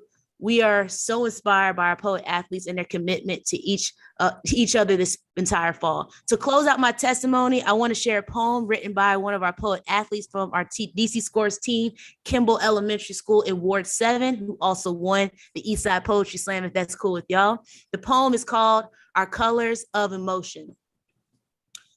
Most people are limited to what their eyes can see, but the color of my skin doesn't define me. My future is promising and paved with gold, like crowns of my people before they were captured and sold. Fierce as a bull whose eyes are locked on red, thick as the blood that my ancestors shed, flawless and blue like the cloudless summer skies, or the blues I may sing in the tears in my eyes, focused on the green, not just for myself, but the kind that feeds my family and the generational wealth. We all played in purple, don't get lost in the haze. If at first you slept on us, you'll leave out amazed. My bright orange and yellow, like a flare in the sun, or the fire inside that burns until we won. What hides in the shadow always comes to light. There's more to us than just black and white. Thank you so much. Thank you, Ms. Blackwell. Stephen Bedoin, I don't know why I'm having a hard time with your last name. And are you here? And I don't see you. Rebecca Medrano. Thank you and good morning, Chair Mendelson. My name is Rebecca Medrano. I'm the co-founder and executive director of Grupo de Artistas Latinoamericanos. I want to start by thanking Mayor Bowser, Chairman Mendelson, the City Council for their continued commitment to the dedicated funding for the arts and supporting increased funding for the DC Commission on the Arts and Humanities so that arts organizations in DC may continue to thrive and recover from the devastating pandemic. Gala Theater has a 46-year track record of artistic excellence and service to the community, and today stands as a center for Hispanic arts and culture, attracting over 22,000 patrons annually pre-pandemic. We built out our permanent facility in historic Tivoli, becoming the cultural anchor of that mixed-use development project, and since then have helped revitalize Columbia Heights, brought diverse sectors of the community together to share excellence across economic, social, and cultural barriers, educated thousands of youth in the arts, provided jobs to hundreds of underemployed Latinx artists, and drawn national, international visitors to the city, generating tax revenues. We've hosted numerous events and programs for groups without performance space, including city agencies, and forging dynamic partnerships with arts and social service groups throughout the city. We are very grateful to the DC Commission on the Arts and Humanities for its many years of support and valuable partnership. Prior to COVID, programs such as the Field Trip Experience made it possible to serve almost 9,000 elementary and high school students from every ward in the city. These programs introduced students to live Spanish language or bilingual theater and provided them an opportunity to share ideas in post-performance talkbacks. Over the years, grants from CAH have enabled us to renovate our facility. Actually, we got also a grant from the city right after the pandemic struck that enabled us to put in a new HVAC system. And so we were lucky to be able to implement hybrid programs that served our youth and our community. We were one of the few facilities open throughout the pandemic because we felt we needed a safe place for our community, Latinx, who has been devastated by the pandemic, to express their fears, their hopes, and their creative voices. The funds from CAH have been critical to our ability to survive despite the loss of about 50% of our earned income during the 2 years of the pandemic. As you know, communities of color were the hardest hit by COVID, making Gala's services even more important. As low-income immigrant youth suffered from lack of parental presence at home and lack of technology, Gala implemented a program to serve the most vulnerable students in person, thereby alleviating their sense of isolation and depression. We become a second home for these youth, many of whom are first in their families to attend college. About half of the students are dreamers who are uncertain about their futures here in the US, and the others are newly arrived immigrants who often crossed alone. Last year, students not only performed original plays to live audiences, but also created podcasts that reached over 1,500 listeners worldwide. They also filmed a walking tour of Washington, neighborhoods and monuments in Spanish called Explora DC, to introduce new Spanish-speaking immigrants or visitors to the city. Without the funds from the Commission on the Arts and Humanities, it would have been difficult to sustain this free program. We look forward to working closely with Commission Chair Reggie Van Lee during this year, and are grateful to both Executive Director Hiran Sarek Ibrahim and Deputy Director David Markey for their tireless efforts on behalf of the entire arts community. We urge the Council to increase funding for the Commission on Arts and Humanities so that this agency can continue its important work and keep Washington, D.C. on the map as one of the most diverse and inclusive cultural destinations in the world, rivaling that of any capital city. Thank you so much. Thank you, Ms. Medrano. Sheila Hines. Good morning, Chairman Mendelson and members of the committee. My name is Sheila Hines. I'm the Director of Institutional Relations at Arena Stage. On behalf of Arena Stage, I am honored to present our testimony to the Committee of the Whole today. Arena Stage has successfully returned for its 72nd season with live performances, in no small part thanks to the pandemic relief funding provided through federal and city sources, including the DC Bridge Fund and the DC Commission on the Arts and Humanities. Arena's trustees, artists, and audiences have been devoted advocates for this relief funding, and to them we are grateful. We are grateful to you, the Council, and the Mayor for understanding the importance of the arts to our economy and communities. As we have reopened our theaters, Arena has deepened our relationship with peer organizations in the city.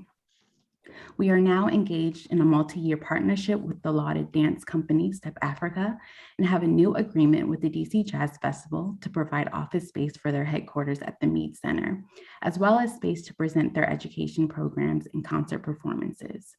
We are honored to work with these incredible organizations to strengthen the fabric of the DC arts community, and we look forward to the mutual benefits these partnerships will bring. Arena, Step Africa, and the DC Jazz Festival are all grantees of the DC Commission on the Arts and Humanities. Over the years, Arena has been a strong advocate for the Commission's funding, including dedicated arts funding to support and provide stability for the city's cultural landscape. However, despite an increase in overall funding, Arena Stage saw its general operating support grant drop to 39% of the previous year's grant, a devastating cut that came with little time to recoup the funds lost. We understand and appreciate that this change in the funding formula has allowed for the Commission to increase its support for the under-resourced organizations across the city. Arena always has supported increased funding for these arts organizations. But at the same time, we ask that the Council and the Commission consider the adverse effects of such an abrupt change in funding for large budget organizations like Arena, which employ hundreds of staff and artists and engage large audiences. This decreased funding, particularly during the pandemic, made it even more difficult to navigate our financial challenges and return to a functional level of operations.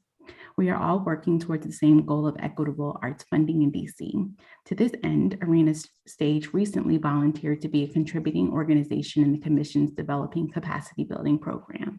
It is important to us that we take actionable steps with the Commission to support our fellow arts organizations in the city and be the best community partner we can be.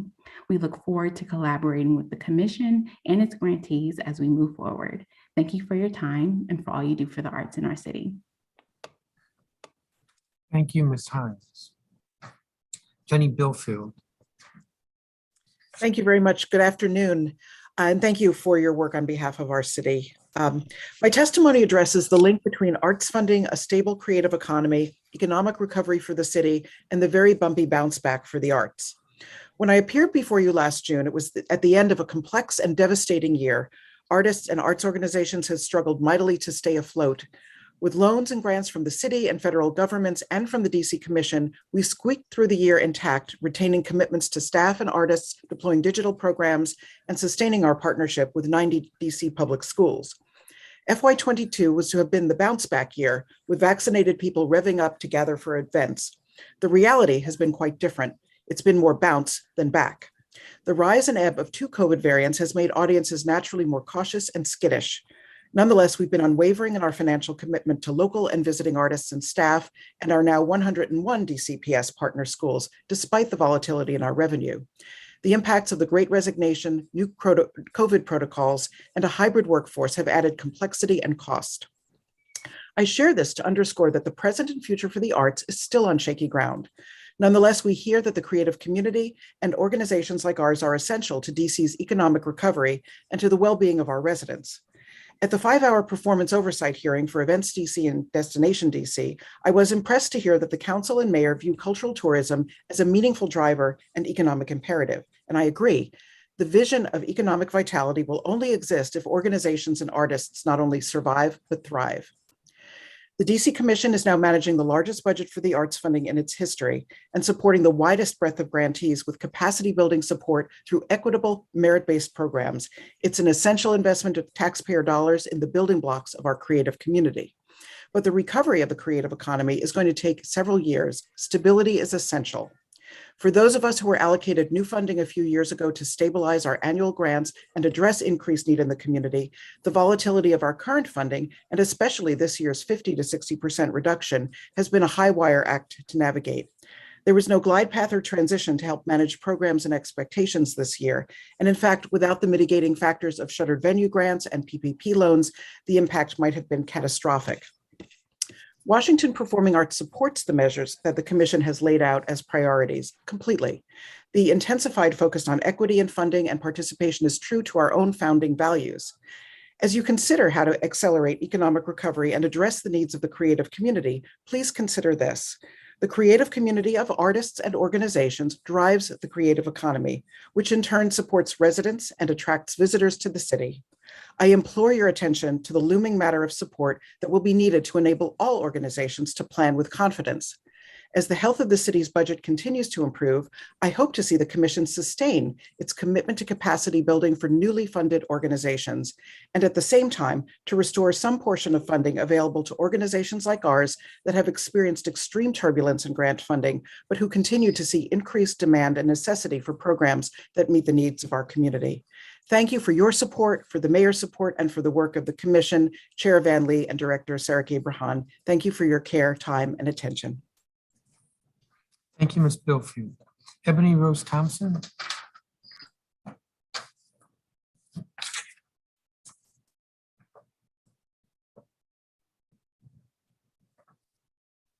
Good afternoon. Good afternoon. It has been a long week, a long day. I'd like to begin this testimony in the truest sense of the word. I have a confession. I'm a speeder. When I drive, I run late, I rush, I lack patience. And the truth is to jump in the car to get most places because I live in a largely car dependent part of the city, also known as Ward 7. As a speeder, who also represents Ward 7 on the State Board of Education, I've never gotten into my car with the goal of hurting or killing a child, a parent, a person.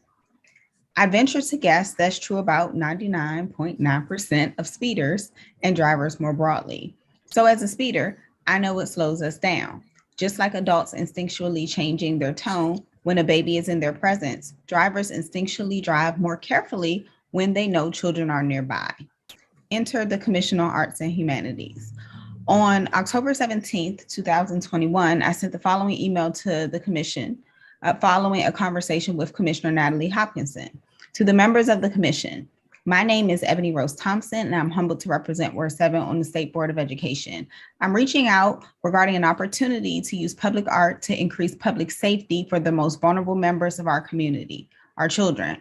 On the same day as the mayor's announcement to accelerate pedestrian safety projects to improve traffic safety, I saw a beautiful crosswalk project implemented by the Houston's equivalent of DDOT, which I'm hoping can be adopted here, beginning in Ward 7.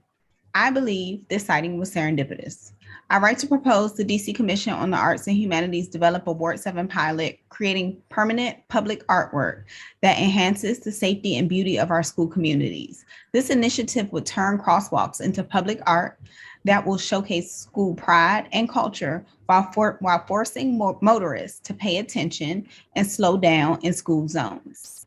In Ward 7, we have a number of schools that sit on major thoroughfares and as a result need traffic calming measures. I see this as an opportunity to have a bright and colorful campaign to encourage student safety. My ward leads the pack in traffic fatalities and is home to several of the most dangerous intersections in the city. It also lags the city in art programs and public installations. This is an opportunity to take a step forward toward remedying both. I look forward to working with the commission to make this pilot a reality. Fast forward, October 21st, when I followed up with a second, much sadder email and requested to testify at the November public meeting. Good evening, commissioners. I'm following up on my previous email with unfortunate news. Earlier this evening, a child and mother on their way home from Burville Elementary were hit by a vehicle on Division Avenue.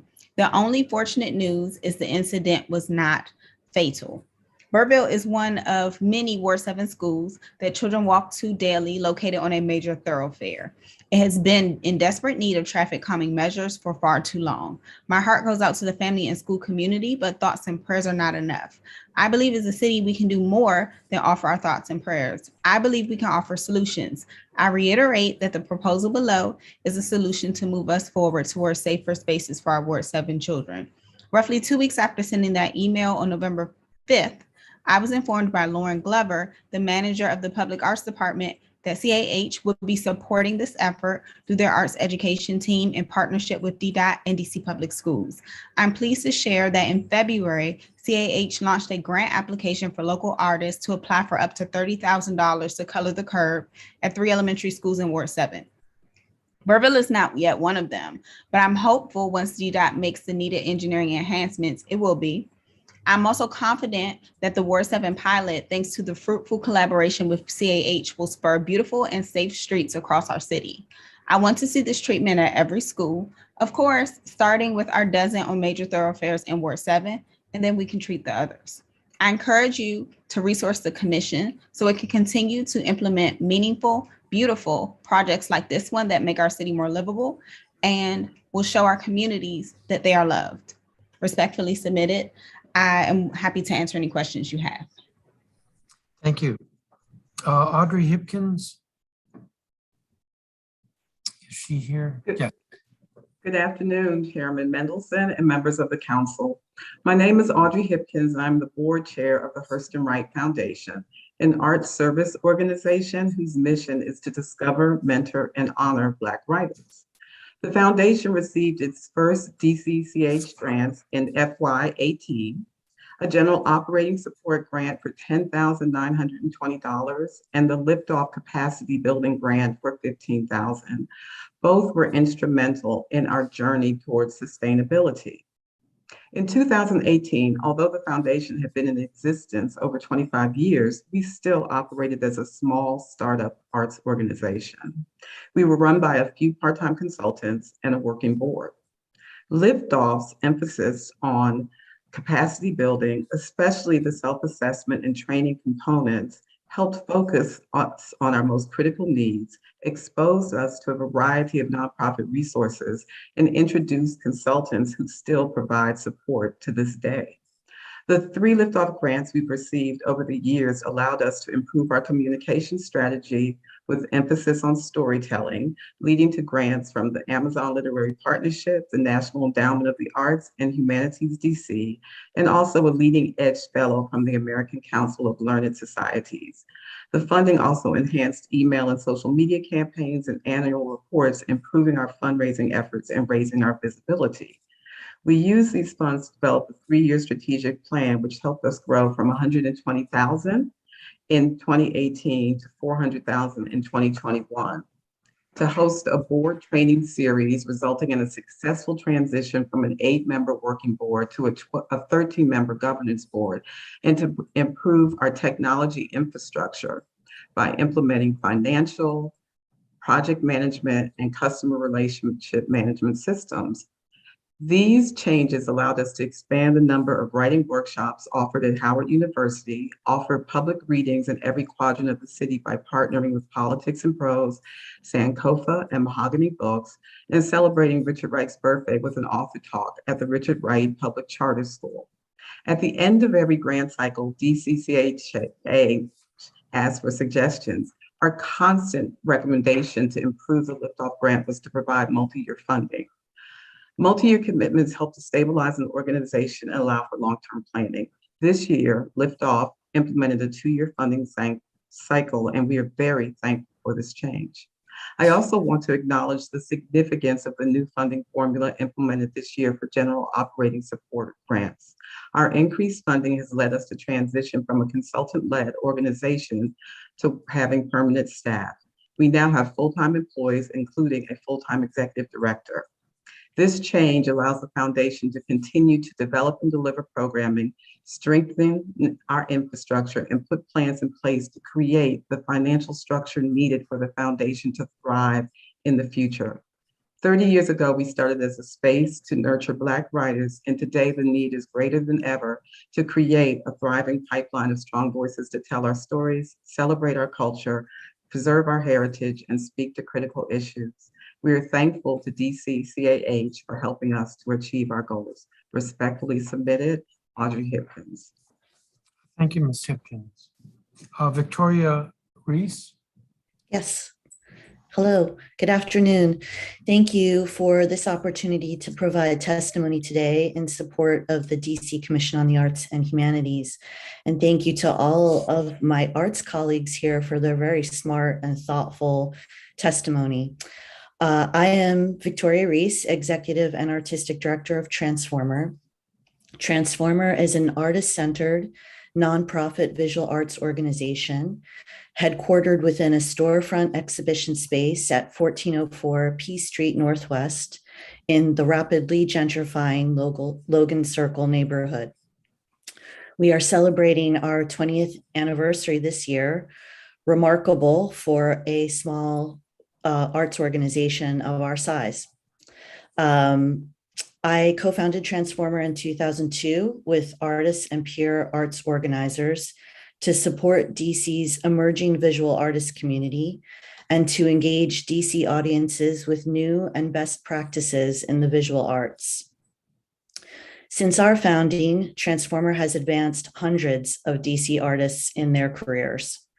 Funding from the DC Commission on the Arts and Humanities has been vital to the growth of Transformer and continues to propel us in advancing our mission to connect, elevate, and serve a diversity of emerging artists and arts leaders.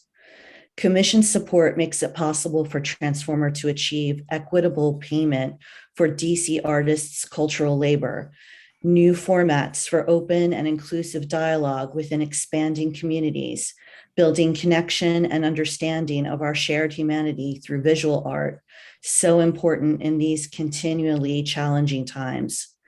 Expansion of DC artists' global cultural networks, and the development of collaborative platforms to present innovative contemporary art. In addition to the importance of direct funding, Commission awards help Transformer to secure grants from local and national foundations, which allows us to expand exhibitions and educational programs in support of artists, both independently and through comprehensive partnerships, all towards creating important opportunities for DC's emerging artist communities to develop strong professional practices and advance artistic excellence. Commission funding helped sustain Transformer operations during the height of the COVID-19 pandemic, when many of our peer organizations had to shutter their operations. It continues to make it possible for Transformer to enhance and grow our services to DC emerging artists and audiences. I credit a great deal of Transformer's success over the past 20 years to the Commission's critical support, both financial and philosophical. I encourage the DC Council to further advance funding to the Commission toward a more enriched and thriving cultural environment in DC, inclusive of diverse artistic ideas and innovative cultural production. Thank you. Thank you. Dwight. Good afternoon, Chairman Mendelson and members of the committee. Thank you very much for the opportunity to testify today. I'm Maureen Dwyer, Executive Director of Sitar Arts Center, a nonprofit that provides equitable access to arts learning for DC's children, teens, and young adults. Our mission mandates that 80% of our students are from households with incomes that are less than 60% of AMI, and 90% of our nearly 1,000 students are Latino, Hispanic, or African American. Many of our families are recent immigrants to the United States. On behalf of our Sitar community, I acknowledge and express really deep gratitude for the considerable facilities and building support we received in FY22. Sitar is growing in response to community need and in partnership with affordable nonprofit housing developer Jubilee Housing. Jubilee is developing 1724 Calorama Road next door to Sitar into affordable housing units for families. And Sitar is purchasing the first floor in order to expand our out-of-school time programs that are at capacity and to add an intensive workforce development program that is art-based and for 18 to 24-year-old district residents. A very generous FAB grant is huge in enabling the purchase, and it is also helping us to leverage many private donations to the effort. Sitar is also a founding member of the DC Arts Education Alliance, a group of 17 arts education organizations from across the district who collaborate in programming and in advocacy. The Alliance members have largely benefited from increased general operating funds and also from increased flexibility in grants, such as no required match for the smaller FAB grants and the rent relief and mortgage relief provided through the secondary FAB round. I thank Chairperson Van Lee for attending an Alliance meeting early in his tenure and for the engagement and commitment he's demonstrated, as well as the responsiveness of the staff leaders, Executive Director Sariki Burhan and Deputy David Markey. The only areas of improvement that the Alliance members are really asking for is to look carefully at the tiers that the operating grants are currently assigned to and making sure that organizations of all size, including medium-sized organizations, are being taken into account. We also would really appreciate a return to earlier notification of general operating support grant awards, as the late notification was challenging for us in FY22. And some of the Alliance members are concerned about delays in invoice fulfillment, although I can't speak to that personally on behalf of Sitar. Thank you very much for your time and for your consideration, and I'm happy to answer any questions. Thank you, Ms. Dwyer. Michelle Rathbun, I don't think she's here. Chris Jennings. Mr. Jennings. Hello, Chairman. Chris Jennings, Executive Director of Shakespeare Theater Company. I want to start by thanking you, Chairman, for all of your support, the Council, Executive Director Haran, and the tireless staff of the DC Commission for all their hard work in supporting the arts community. It's no secret that the performing arts were the hardest hit during the pandemic. We were the first to close and the last to reopen.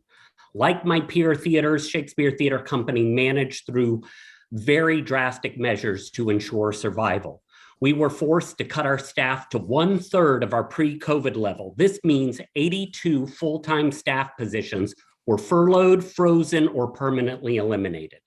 Sadly, when we reopened after 18 months, there was tremendous audience hesitancy, which resulted in ticket losses. At the same time, we faced all new costs related to COVID safety measures, roughly $100,000 last quarter alone. However, During this recent period of extreme hardship, Shakespeare Theater Company received a cut of over 50% of its general operating and programming funds from the commission at exactly the time when we most needed support.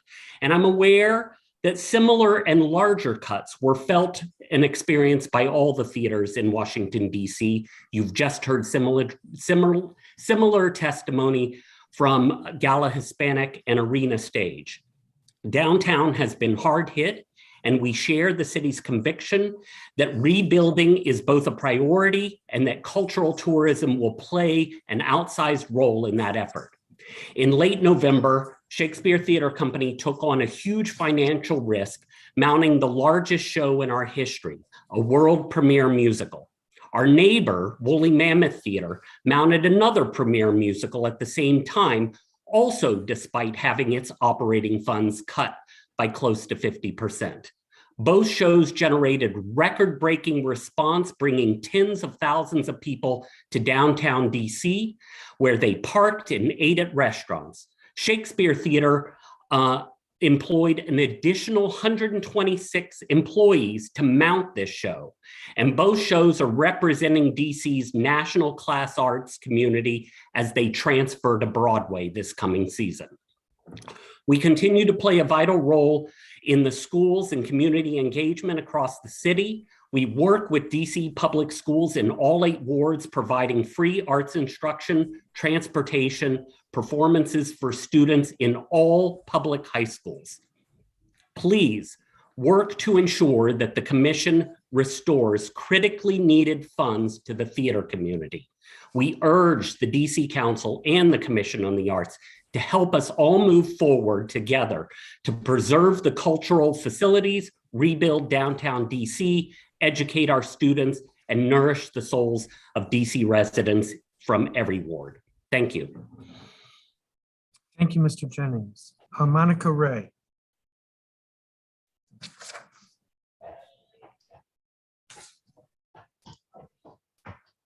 Good afternoon, Chairman Mendelson. Good afternoon. I am Monica Ray. As you know, I am Executive Director of the Congress Heights Community Training and Development Corporation. In late summer 2020, as I struggled to find balance with the new normal created by COVID-19, I was asked to take on another role, to sit on a task force created to review and support policies and systems that were working well for the Commission on Arts and Humanities, or maybe disrupt business as usual that were not working for the creators in this city. I must admit, I did not volunteer, and I definitely didn't want to be a part because I didn't have time. But secondly, because I had accepted the fact that the Commission on Arts and Humanities didn't fund organizations like mine in communities like mine. The commission had never recognized my organization as a real arts producing organization, despite our production of the largest arts focused event in Ward 8, an event that creates opportunities for hundreds of artists and draws nearly 20,000 arts enthusiasts to Congress Heights annually. You know it as Art All Night. Despite bringing the first art gallery to Congress Heights, and despite producing Ward 8's summer music series and facilitating the ward's placemaking and mural initiatives. But ultimately, it was precisely this reason that I chose to commit to a 6-week ask that turned into a grueling and uncomfortable, if not painful, 6-month sentence. However, I submit to you that the fruits of that labor have begun to bear fruit. It has been a very good year, and significant strides have been made by the commission, and ones that we should all be proud of. Most importantly, the commission has superbly embedded inclusion, diversity, equity, and access as core values of the commission's grant making and every aspect of its programs, governance, and operations. The DC Commission on the Arts and Humanities has made great steps over the past year under its leadership of its executive director and new chairman. IDEA means everything for East of the River organizations and communities. The commission, by embracing IDEA and weaving it into the fabric of the organization, fosters a culture that minimizes bias and recognizes and addresses systemic inequities, which, if unaddressed, creates disadvantage for us and other historically disadvantaged African-American individuals and organizations. The commission's achievements and excellent performance over the past year has simply been a positive wind of change. We are proud. The DC Council and Mayor should be proud of the bold performance of this commission. Thank you for your time, and I'm available to answer any questions you may have with me. Thank you. Thank you, Ms. Ray. The next two witnesses are commissioners. I didn't call them initially, but I understand they're testifying as individuals, not on behalf of the commission. Rona Wolf-Friedman.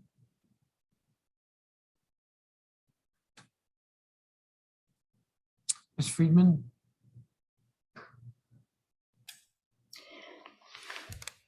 Good afternoon. I'd like to thank Chairman Mendelson, the Committee of the Whole, and the staff for allowing me to testify today. As way of background, I've served as a commissioner on and off since 2007 on the DC Commission, and I'm in my second term of my appointment by Mayor Bowser. I'm chairman of the Bylaws Committee, soon to become the first ever governance committee of the Commission. The Commission's newly adopted strategic plan incorporated 44 recommendations of the task force, which you've heard, and you've also heard Monica talk about that. And they also included areas of goals and strategies which had to be addressed. They included ongoing commitment to IDEA playing an important role in the post-pandemic recovery of our arts community, strengthening communications and connectiveness with our stakeholders, growing and improving our interaction with government agency and city leadership, and rethinking governance. Today, I'd like to report on some of the progress I have seen with governance on the Commission. We have instituted something called good governance. What is this? This is a term that refers to the way an organization like CAH is managed. Good governance is concerned with accountability, decision-making processes, transparency, policies, and optimizing performance. In the last 6 months, CAH has taken major steps to improve its governance. CAH was operating under very old bylaws. To that end, new bylaws were written, approved by a committee set up just for this purpose, and next week, at a public meeting, the Commission will come together and the board will discuss and vote on these bylaws. Within the last 6 months, the board has formed and revised 7 standing committees: arts education, executive, finance, governance, grants, IDEA, and public art. We are truly seeking to expand the breadth and depth of our scope in the arts community. The Governance Committee will establish policies and monitor their implementation with the goal of leading the Commission towards a sustainable future. The committee will hold the board accountable for honesty and ethical dealings. CAH is committed to developing and implementing new and exciting members to help our constituents and the entire arts community. Thank you for allowing my testimony. Thank you, Ms. Friedman. Gretchen Wharton. Good afternoon. Good afternoon, Chair Mendelson and members of the Committee of the Whole. I am pleased to come before you as Chair of the Grants Committee of the Commission on the Arts and Humanities and participate in this hearing. First, I would like to thank the Chairman and members of the Council for all of their hard work and for increasing funding to the Commission. Every resident of the District of Columbia has and will benefit from your efforts. As a native Washingtonian who has resided in the Shaw neighborhood my entire life, I have a vested interest in the well-being and prosperity of the District of Columbia, and have chosen to devote a large portion of my life to serving this city. Since becoming a member and as chair of the Grants Committee for several years, I've witnessed many challenges in trying to address needs of the many talented and diverse members of the arts community. In October and November, following some delays due to new grantee registration in the past vendor system, clean hands issues, and the securing of updated insurance documentation, the Grants Department announced a total of 729 awards across 8 grant programs. Additional grant managers with smaller portfolios have really helped facilitate greater expediency in processing grant paperwork. Since then, CAH has announced FY22 General Operating Support, GOS, enhancement grants, facilities and buildings mortgage and rent relief grant, FAB-R, and Humanities DC grants. Over the next few months, we will announce relief recovery grants for individuals and, for the first time, organizations that have not previously been grantees. On the horizon, we are working on launching a new capacity building grant. The Grants Committee has begun working on revising all of the grant programs currently in CAH's portfolio, a process which we're calling Grants Revamp. The goals of this effort are to ensure an easier application process, along with stronger connections to the recommendations of the Task Force on Equity, Inclusion, and Belonging. The Grants Department also added a significantly weighted criterion addressing inclusion, diversity, equity, and access idea. For example, 40% weight for GOS for recent FY22 grants. CAH has initiated conversations with the Center for Effective Philanthropy to share its work to date on the collection of organizational demographics. We hope CEP will be able to provide guidance to CAH in this work moving forward. We have also had several meetings with the Ford Foundation to assist us in defining needs-based awards. Needs cannot be based on budget size alone, but must be more clearly defined. We must work with our grantees and our partners to help define this critical component of grant making. We are committed to ensuring a level, equitable playing field that allows stakeholders of all sizes and types equal access to the funding that will drive future creativity in the District of Columbia. Change is not easy, but it is necessary and it is inevitable. Working together, we can ensure that we will meet the needs of the many, not just a few. Thank you. Thank you, Ms. Wharton. And I don't have a copy of your statement. Would you make sure we get it? Yes, I did send it in, but I can resend it. It was listed on the website. Oh, we do have it. I just don't have it. Okay, thank you. I want to thank each of the witnesses. I just have a couple of questions. Ms. Dwyer, you spoke to late notification. Could you elaborate on that? Yes, I think it was due to the delay in the budget process overall for the district, is my assumption, in FY22, due to waiting to hear through from the mayor's budget. But typically we are notified of our preliminary operating grant in spring, April, usually around April or May. And so we can prepare for time ahead. And this year we didn't find out until the start of the district's fiscal year in October. So as organizations, we just weren't clear on what we had to work with in terms of our general operating grants. I believe the staff is aware of it and does want to revert to earlier notification. Yeah, that's a little bit of a mystery to me. If you're usually notified in April, is that what you said? Well, it's preliminary notification, so they can't actually certify the notification until the budget is set. But we have an idea of the general operating amount we have to work with in the year ahead. Okay, well, typically the mayor submits a proposed budget in March. Now the commission gets dedicated funding. It is conceivable that the council could change the law and the dedicated funding wouldn't all go to the commission. I wouldn't support that.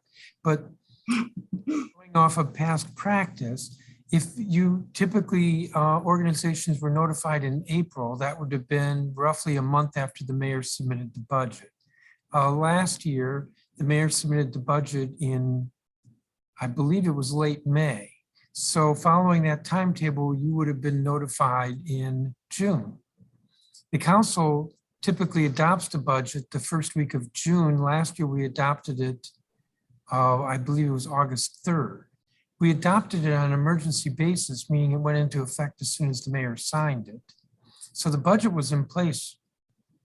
The budget was in place in August, maybe September. So there's no reason why you couldn't have gotten preliminary notification. If I have a few questions for the commission, I'll try to ask about that. This year, we expect to follow the traditional schedule. The mayor's sending her budget March 16th, and we actually will be voting on the budget. Our final vote will be in May.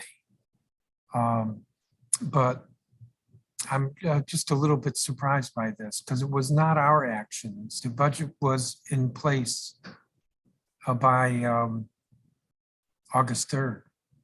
I assume there's also complications due to the re-legislation of the operating funds. So while that was being worked out and the tiers were being developed, I think there were a lot of complexities this year that I imagine will not repeat. Just on behalf of the Alliance, it was important that I share that information because it did impact, they wanted me to share that it really impacted them in terms of planning. And I share that as well for my organization because we need to know what we have to work with. I do think that the commission is working on it to my understanding, but wanted to note that. Okay. I had one other question. Ms. Medrano, I think I saw a note. Yes. Can you speak to that? Thank you, Mr. Chairman. I just wanted the opportunity to add to my testimony, which should have been in there and wasn't, that GAWA also suffered a 50% reduction in our general operating support in FY22, which made it very, very difficult for us in terms of staffing. We're very small staff, but every single person on my staff has been asking for an increase. I know a lot of theaters are experiencing this because many of them depended on other jobs outside of the industry or they had other gigs. Now everybody wants a raise. And that's impossible to do with my dedicated funding from FAB or Field Trip because that's for other projects. So the only money I would have for those staff people who warrant and who need a raise post-pandemic is from that grant. And yet it was reduced by 50%. And yet we were open, and yet we were spending, and we were producing, and we were doing shows and employing people. So I just have to add that there is enough money. If there is enough money, there should be enough money to distribute grants equitably across large, small, and middle like GALA without sacrificing the money to those institutions that are so important to our ecosphere and to the entire functioning and the economy of the arts culture in DC.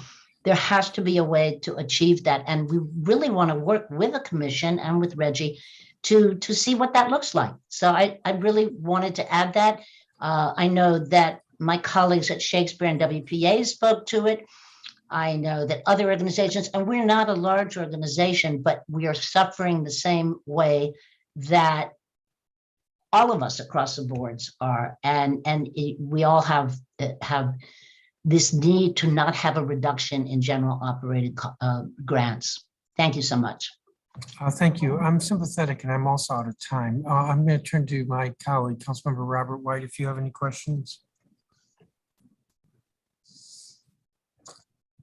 Councilmember White. I'm sorry, Chairman. I'm jumping between meetings, so I have no questions for this panel, but thank you everyone for testifying. Okay. Thank you, Councilmember. Thank you to each of you for your testimony. It is helpful. I do want to remind you, because of your interest, we will be taking up the Arts Commission budget at our hearing on, it's like right in front of me, March 29th. So the mayor submits her budget on March 16th. You have to sign up to testify, but March 29th. Thank you all very much. You're all excused. Thank you. Turn to the chairman of the commission and the executive director, Reggie Van Lee, who's chair of the Commission on Arts and Humanities, and Haran Saraki-Baran, who's the executive director. Well, good afternoon, Chairman Mendelson and council members. It's an honor to appear before you today. My name is Reggie Van Lee. I'm an African-American man wearing a white shirt and a black and blue patterned tie and a gray suit. We adopted this approach of describing ourselves when speaking to benefit our visually impaired constituents in the true spirit of equity and inclusion. Director Saraki-Baran and I acknowledge the ancestral homelands of the Nacotchtank, Anacostan, and Piscataway peoples, the first residents of what would become the District of Columbia. We honor their ancestral past and present. Since July 2021, I've had the honor of serving as the chair of the Commission on the Arts and Humanities. However, I am not new to the commission. During the summer and fall of 2020, the commission convened a task force on equity, inclusion, and belonging. which I was asked to lead. The task force comprised commissioners, agency staff, and community members. We met each week virtually from June to December, working with the charter to create a set of practices and behaviors and a culture of fair and equitable processes to ensure robust, varied, and fully accessible resources to the broad community, substantively address any perceptions to the contrary, and boldly lead, setting an example for the region and industry, while, where necessary, improving and optimizing the ways we do business. That was our charter. Through focus groups, surveys, research, and benchmarking, the task force devised a set of 44 recommendations, which were presented to and accepted by the Board of Commissioners in January of 2021.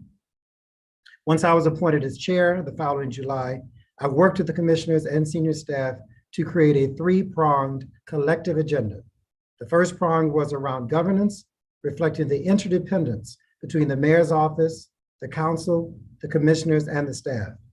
The second prong was around implementing the strategic plan, with particular emphasis on driving sustainability of the DC arts and humanities ecosystem via capacity building and new ways of addressing the needs of both large and small organizations and artists. And the third was around an aggressive implementation of the 44 recommendations of the task force, drawing upon best practices from across the country, including direct tutelage from the Ford Foundation. I'm happy to report progress across all three prongs. The first prong around governance, a series of social events between staff and commissioners last fall, participation in the Mayor's Arts Award last year after years of the commission being absent from that event, and a recent board retreat, which we actually called an advance, with staff and commissioners have begun the journey to better recognizing and benefiting from the inherent interdependence across these groups. Moreover, we have intensified our commission in the community, those initiatives, as we fully recognize the interdependence between ourselves and the DC arts and humanities constituents. We're planning to create the appropriate engagement with the council as well and invite your advice on how best to realize that. We have drafted a new set of bylaws to reflect our collective agenda and are in the process of finalizing them. The second prong, around the strategic plan, we're examining how best to promote our grant opportunities to a larger, more inclusive group of artists and organizations. We seek to identify and remove barriers that present access to our grants, and we must evaluate the grant awards themselves, the amount of funding and the recipients of that funding in order to ensure the greatest degree of equity possible. For our FY22 general operating support grants, we implemented a new methodology to the distribution of funds, one that resulted in larger grant awards made to small and medium-sized arts organizations that were of an amount that was meaningful and actionable. And the third and final prong around equity, inclusion, and belonging. The 44 task force recommendations encompass both external and internal practices and activities for the commission to assess and undertake. The recommendations have been since incorporated as a foundational component of both the agency's new strategic plan as well as the updated public art master plan, both of which were completed in June 2021, demonstrating a commitment to integrating these practices into every aspect of the agency's work. In addition, as recommended by the task force, we've established a standing committee within the commission on inclusion, diversity, equity, and access. This IDEA committee meets regularly to ensure that the work continues, that objectives are achieved, and perhaps most importantly, that our momentum is sustained. By interfacing with other committees within the commission and drawing on the experience of the agency's staff, the IDEA committee will further ingrain these principles into our services to district residents. In February, the National Assembly of State Arts Agencies released its FY 2022 State Arts Agency Revenues Report. As has been the case every year for at least the past decade, the District of Columbia ranks #1 in the nation in per capita funding of state arts or agencies. The Commission's FY22 budget represents an investment in the arts of over $57 per resident. I thank the council and the mayor for the incredible generosity that allows us to make grants that can be impactful for our local artists and organizations. That generosity is not simply charity. It is the foresight of this government, which understands that public funding for the arts represents meaningful investment in our communities and neighborhoods, improving the quality of life for all district residents. I look forward to working with the mayor, the council, and of course, the arts workers themselves in the spirit of inclusion and equity. Thank you. Thank you, Mr. Van Lee. Ms. Sir.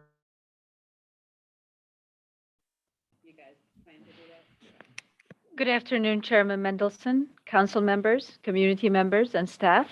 My name is Heran Sarak Abrahan. My pronouns are she, her, hers. I'm a Black African Ethiopian woman with some hard-earned silver strands in my hair, and I appear today in a red shirt and a black coat. I serve as the Executive Director for the Commission on the Arts and Humanities.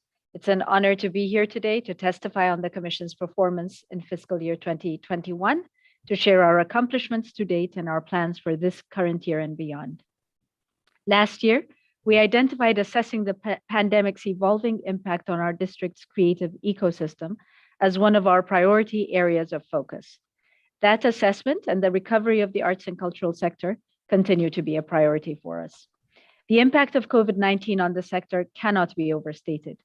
A report released in February by UNESCO, the cultural agency for the United Nations, asserted that globally, and I quote, the cultural and creative sectors were among the hardest hit by the pandemic, with over 10 million jobs lost in 2020 alone.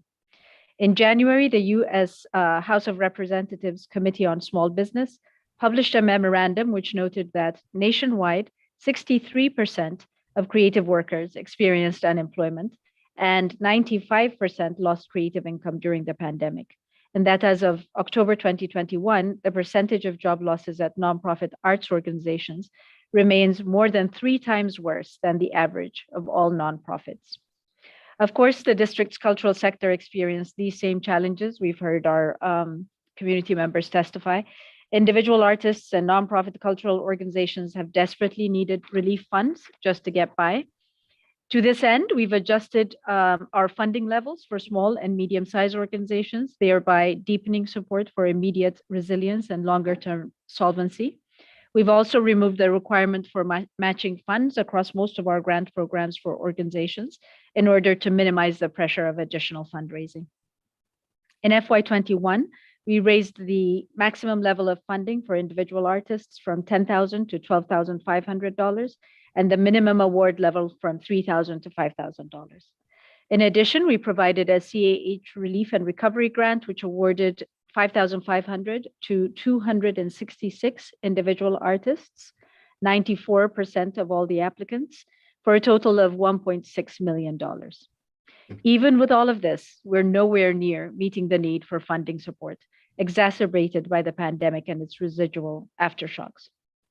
To help provide a full assessment and further inform our grant-making strategy, we've commissioned a research study on the economic and social impact of COVID-19, specifically on the district's arts and culture sector. And the results of this study will be ready to share at the end of this fiscal year.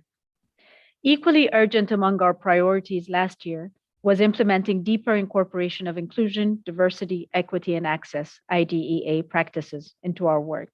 It's worth noting that we're currently an active participant in the Mayor's Equity Initiative through the Interagency Council on Racial Equity, organized by the Office of Racial Equity. The 6-month-long work of the Task Force on Equity, Inclusion, and Belonging, described by Chairperson Van Lee, and the 44 recommendations adopted by the Commission, preceded such district-wide initiatives. The recommendations currently in implementation stage are a mix of internal and external. You just muted yourself.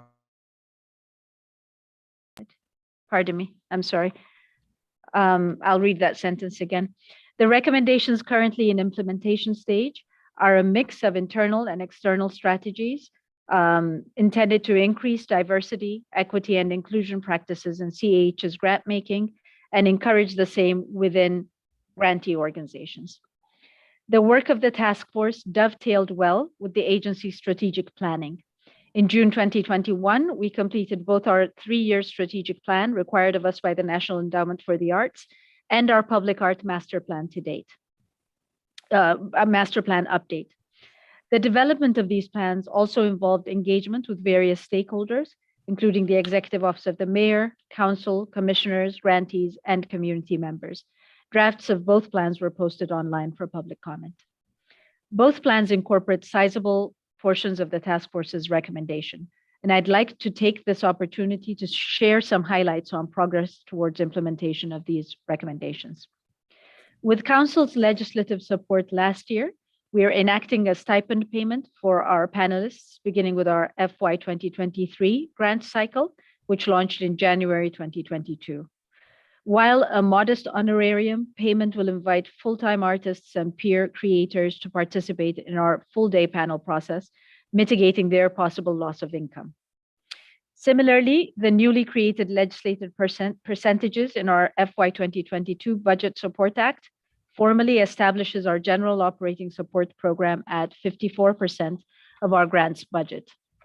In so doing, we indicate our trust in our grantee partners and more accurately reflect our commitment to provide sought-after flexible funds more broadly to support arts and humanities organizations. In our FY22 grant cycle, we introduced a number of new review criteria focused on IDEA, which accounted for 15 to 40% of the total weighted score across various programs.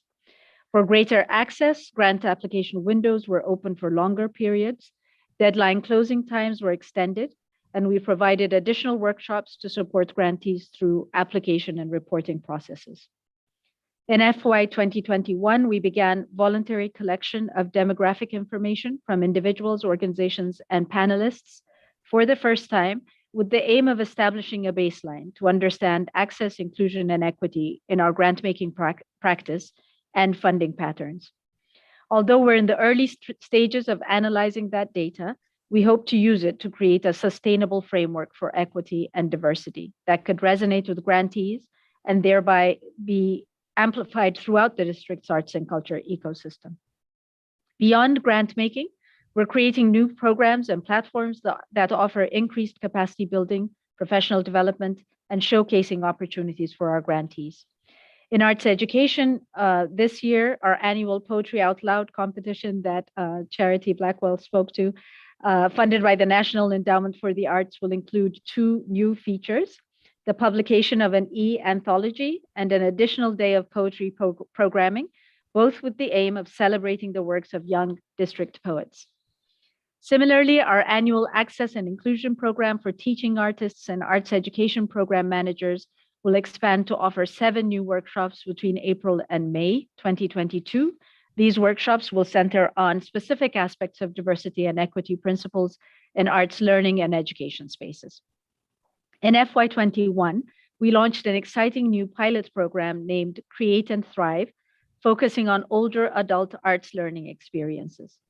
Funded by the National Assembly of State Arts Agencies and Aroha Philanthropies, this program offers professional development opportunities to 10 district teaching artists who are creating curricula for a new interdisciplinary residency program. Participating artists, partners, and host senior centers have responded with enthusiasm, and we're looking for ways to sustain this initiative beyond the grant period. Beyond programs, we've also made steady progress in communications and community outreach. From January to May of 2021, we launched a new series of virtual community engagement programs for district artists and arts and humanities organizations. We offered over 20 programs, including teletown halls, a series focused on the business of the arts, another that showcases grantees, and a third track to present CAH-generated content. The programs were well received, and we netted over 2,000 participants. We've continued our community engagement programs this fiscal year and plan to deepen our relationship with grantee partners to strengthen our shared vision of providing district residents with world-class arts and humanities programs and opportunities. In closing, I echo Chairperson Van Lee's appreciation of Council and the Mayor for your enduring support of the arts and culture here in the District of Columbia. I know you need no convincing that the returns far exceed the investment. Thank you for your time, Chairman Mendelson. I'm happy to answer any questions that you may have.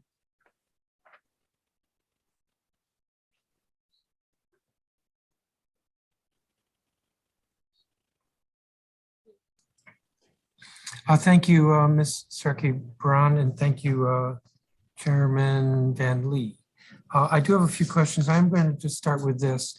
I don't want to get into a discussion about it today, but we've increased the funding to the commission by, I don't know, $10, $15 million over the last several years.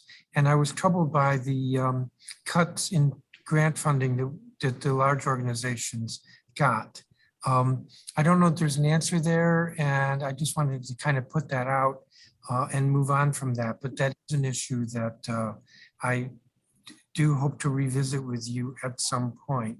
I also want to note that I think that the work that you've described in your testimony of trying to help the smallest arts organizations or artists to build capacity is great. And I think that the work that is being done to recognize that the arts have not been as diverse as they need to be, that there's work done there. And in fact, maybe I'll start with that as my first question. Maybe more to Mr. Van Lee, because you were chair of the task force. There were something like 44 recommendations. I listened to your testimony, but I just kind of wanted to put it out as a question. Do you feel that those recommendations are being honored or being put in place, that the progress is being made? Is any of it being thwarted? I wouldn't say anything is being thwarted, and perhaps I'm just too ambitious, but I would like for us to find a way to move faster because the world is moving as well. But we have capacity constraints with the staff. The staff has to get these grants out. There's much work that they have to do. So we're really trying to work in concert between this IDA committee and the staff to move as quickly as we can. And I'm always pushing us to go faster, but not wanting to break the system in the process of doing that. So it's moving forward, but maybe some of it could move faster. Yeah, certainly if we had additional staff, additional energy around it, we could move things faster. Now, a few of the recommendations were external, as in maybe the council needed to do something. Is there anything outstanding at this point? Because I know I moved legislation through last year with regard to the National Capital Arts Cohort funding. Is there anything, any of the 44 recommendations that the council has not done? No, I think, and Haran can correct me if I'm wrong about this, but I think the major things we needed from the council was the adjustments to the Budget Support Act so that we could distribute the funds more equitably, and ability to pay panelists so that we could attract people that historically couldn't afford to take time from work or whatever to participate. Those were the two big things I think we were asking from the council, and both of those are in effect now. Okay. Now, Mr. Van Lee, in your statement, you mentioned a study that said that the district is first in the country in terms of arts funding on a per capita basis. Is that like a close call?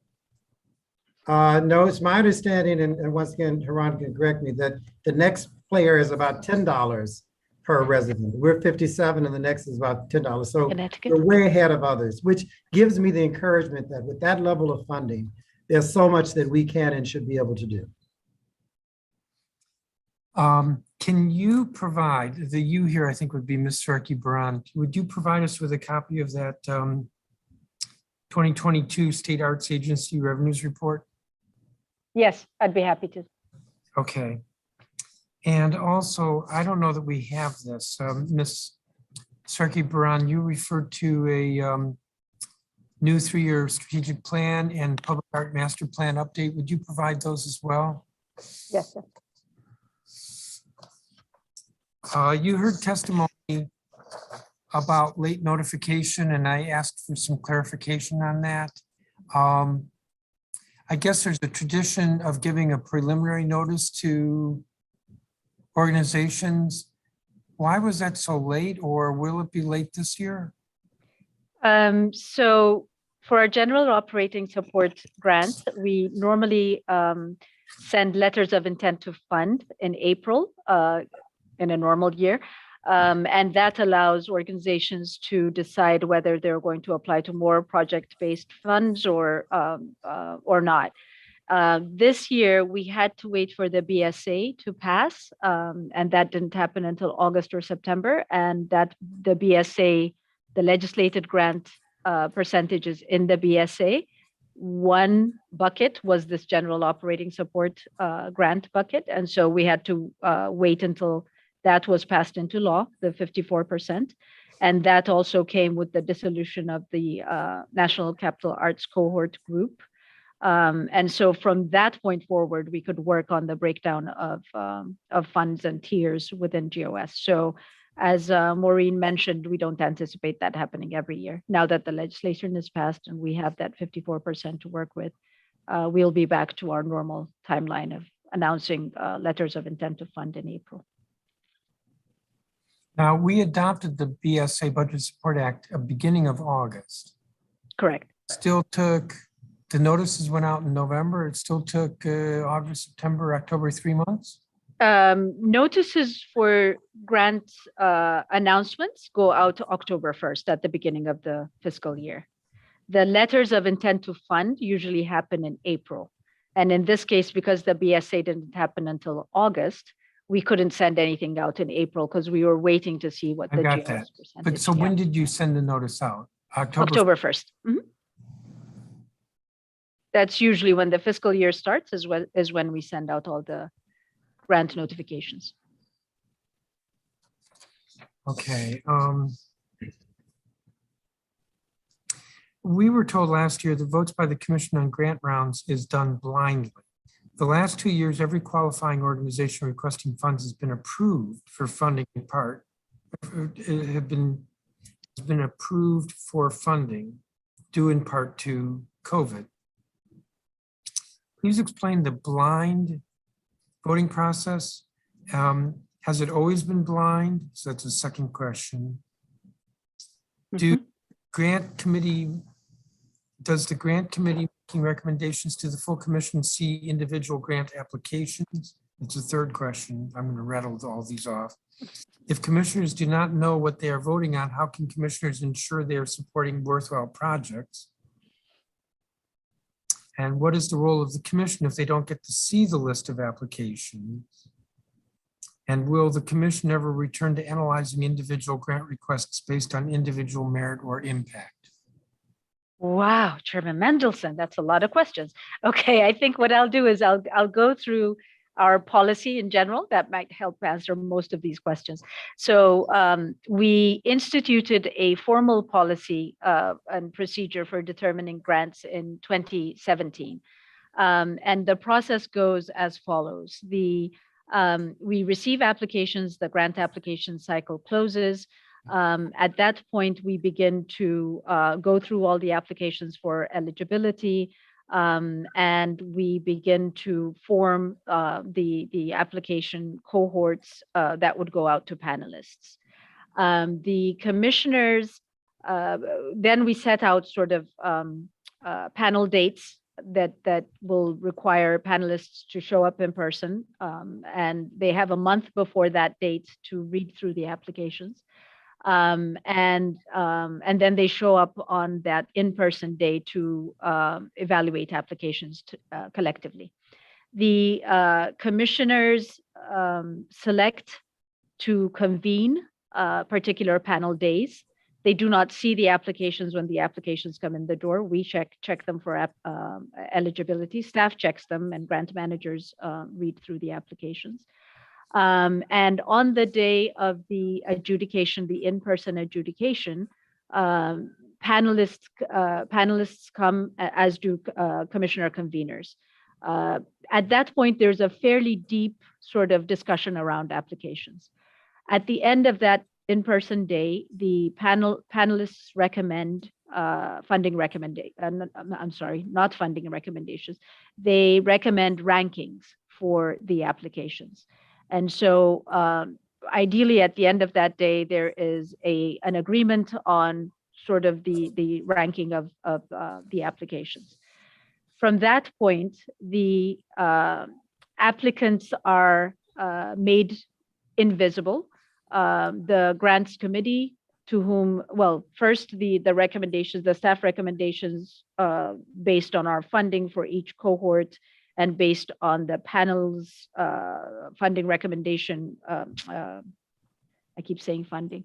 The panel's ranking order come to me internally. We have a discussion internally with staff members, and then that then goes to the grants committee.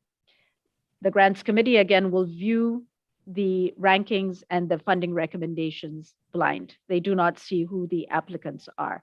They build their decisions on the merits of the panel's recommendations. So they, when necessary, we would review panel notes, discussion notes on the applications, but they do not see who ranks where by uniquely identifying features of the organization. Their names are not listed.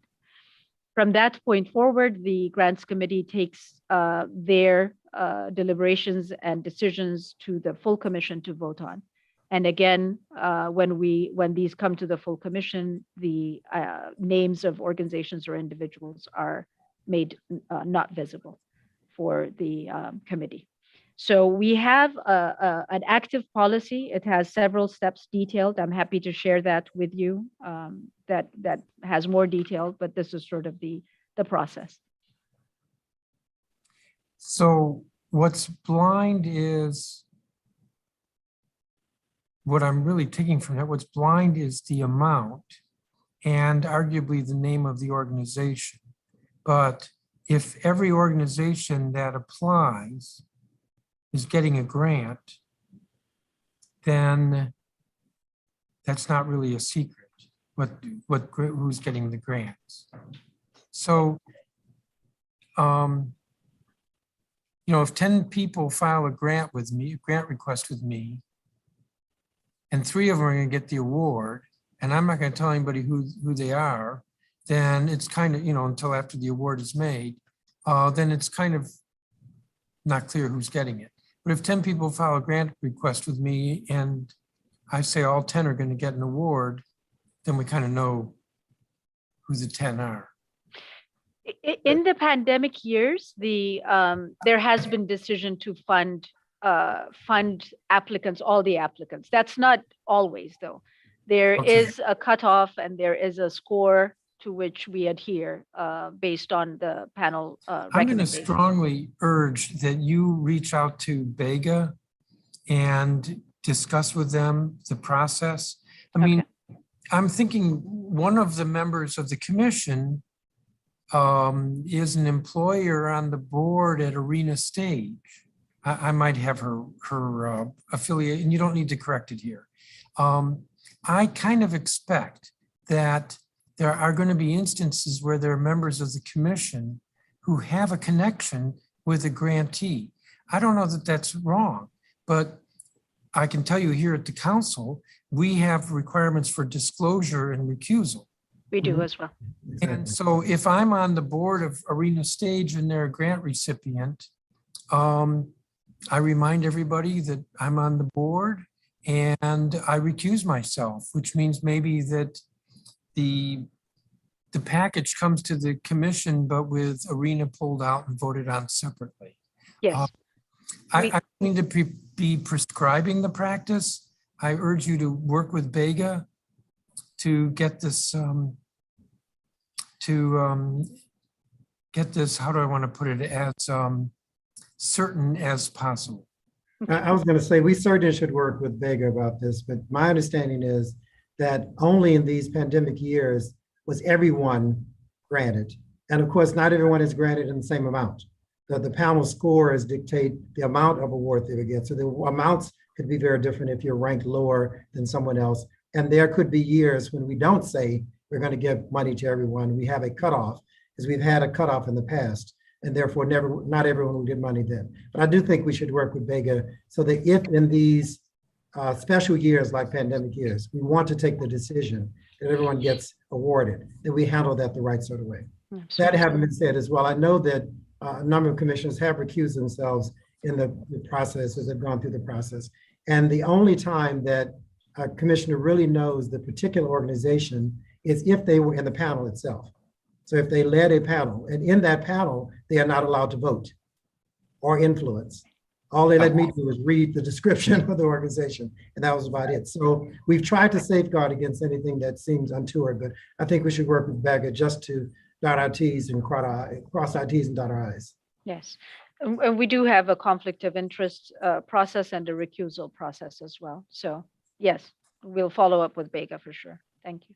Thank you. My last question is, can you update us on the what the commission has done with regard to GOGO? You know, that's an issue that the council singled out, and just want to know what the commission has done. I'm sorry, Chairman Mendelson, your voice dropped. You said what the commission had done regarding GOGO. GOGO. Yes. We have 7 individual fellowship applicants this year that have been awarded. I think we had 9 applicants altogether. We have funded GOGO related programs through sponsorship. And we have also, we're also working on this partnership with Howard University to create a traditional arts program for GOGO, the first ever, with a historically Black college, actually, with one of our commissioners working with staff to promote the preservation, the transmission, the study of GOGO here in the district, and other musical forms as well, but GOGO being the primary focus. I don't want to get into the particulars of the 2 who didn't get funding. You said 7 of 9, but hasn't there been an issue in the past with non-residents applying for grants? Or did one has to be an individual or a nonprofit, and some applicants didn't meet that as well? Correct. Those are still eligibility criteria, that you have to be a district resident and you have to be a nonprofit organization. A lot of the GOGO musicians, our GOGO musicians, have left the district, and so they wouldn't be eligible to apply for the fellowships. And quite a few of them are businesses and not nonprofits. So the numbers are fairly low, I would say. But still, there's 7 fellowships, and you've got this partnership with Howard University. Yes, it's grown from the first year that we've had it. The first year, I believe there were 4 awarded. So yeah, it's grown a little bit. Yeah. We've been joined by my colleague, Anita Bonds. Councilmember, do you have any questions? Thank you very much, Chairman. Yes, I think I may have a few. And one, I want to thank the commission chair and the executive director for what I consider a very robust report today to the community. And I came with the purpose of asking, so how's it going? And I think they've done a very strong presentation on how it's going. And it sounds like it's going a little different from, I'll say 10 years ago, 5 years ago.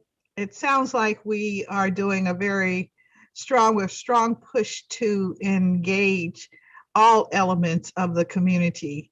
As a practicing artist from my days in junior high, you know, art is so important in everyone's life, and the humanities, you know, avid book reader. So I feel very strongly that we're now reaching all segments of the community, and I want to commend you for that.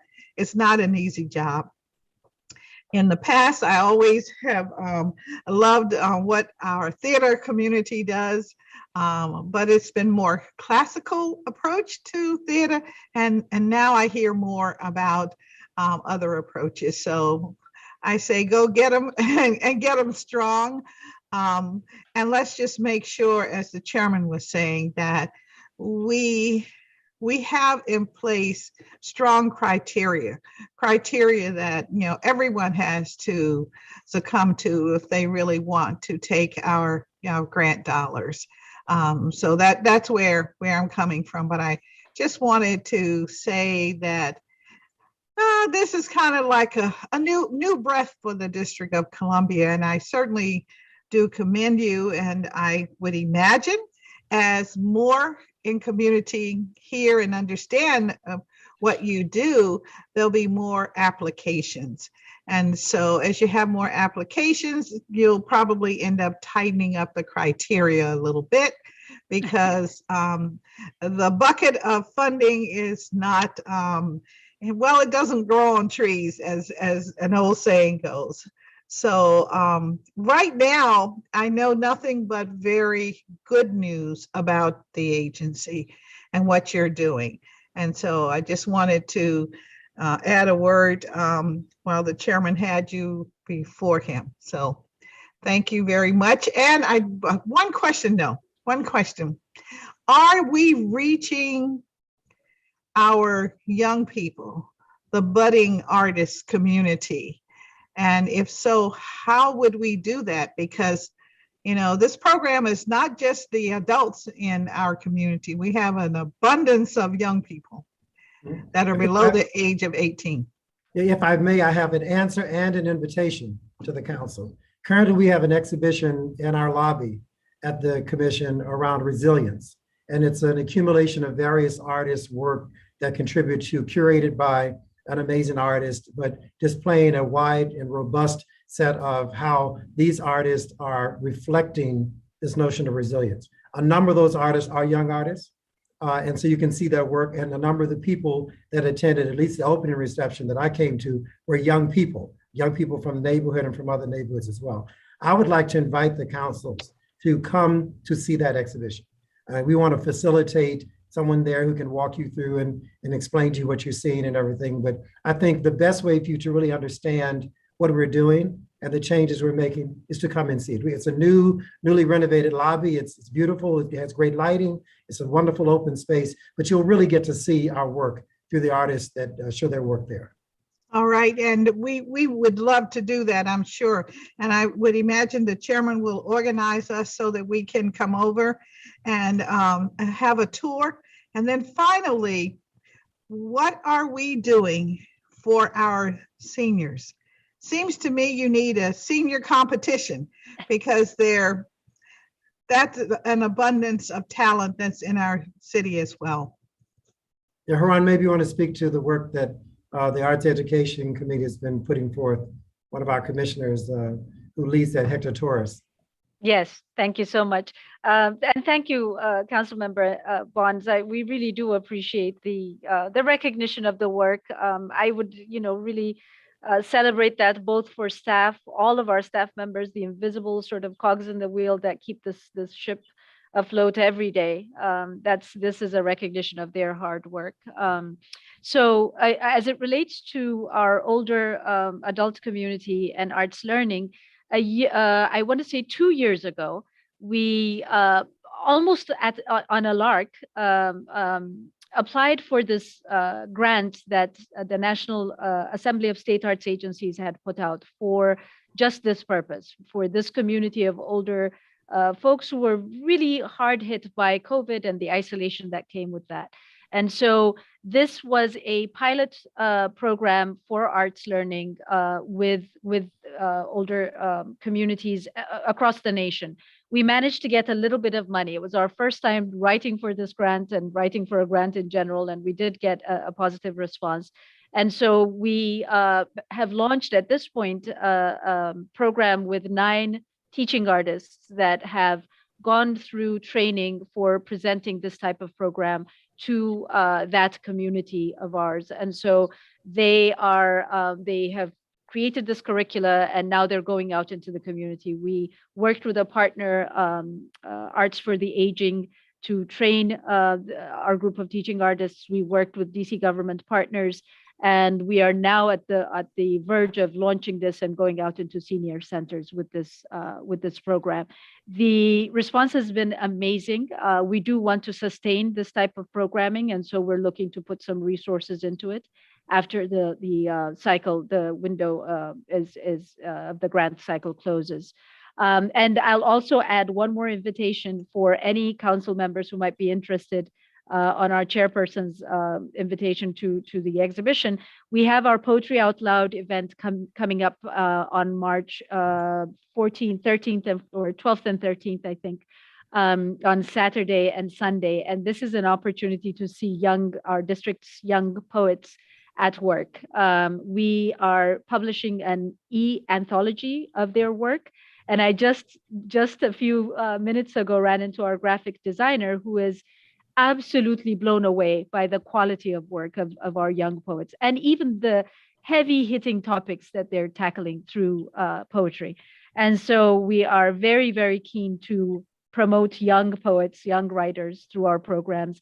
We are extending the Poetry Out Loud event by another day of programming that's going to feature young poets called Words on Fire. And a huge shout out to our Arts Education Committee and our staff members who keep envisioning these new ways of pushing out into the community and engaging young people in the arts. Well, thank you very much. And I am seriously over my time. I appreciate the comments, but I would like to have an opportunity to meet with you and with the chairperson to talk a little bit about our DC archives and how the arts and humanities that have bubbled up in the community have a rightful place in that collection. So I look forward to talking with you all. Thank you, Chairman. Forgive me, I didn't mean to go so long. Thank you. Thank you. You're forgiven. I have one final question, one parting question to the chair, Mr. Van Lee. What's your vision of what the arts looks like, let's say 5 years from now in the district? So I have a long answer and a short answer. I'll give you the short answer first, and then you can tell me whether you want me to expound. All right. In my view, my vision for the commission is to be the state agency equivalent of the Ford Foundation, a preeminent organization, a grant-making organization in the world that really helps create the next Jean-Michel Basquiat, the next Martha Graham, the next Yo-Yo Ma, the next Lin-Manuel Miranda, that we nurtured artists and the appreciation of arts such that we have the same prominence within our field and as a state arts agency that a Ford Foundation would have. It doesn't get any better than that. And I know we can do it in DC. This is our nation's capital. We have a budget that is significantly above any others. We have the creativity, we have the energy, we have the support of the council and the mayor's office. And so that's my aspiration.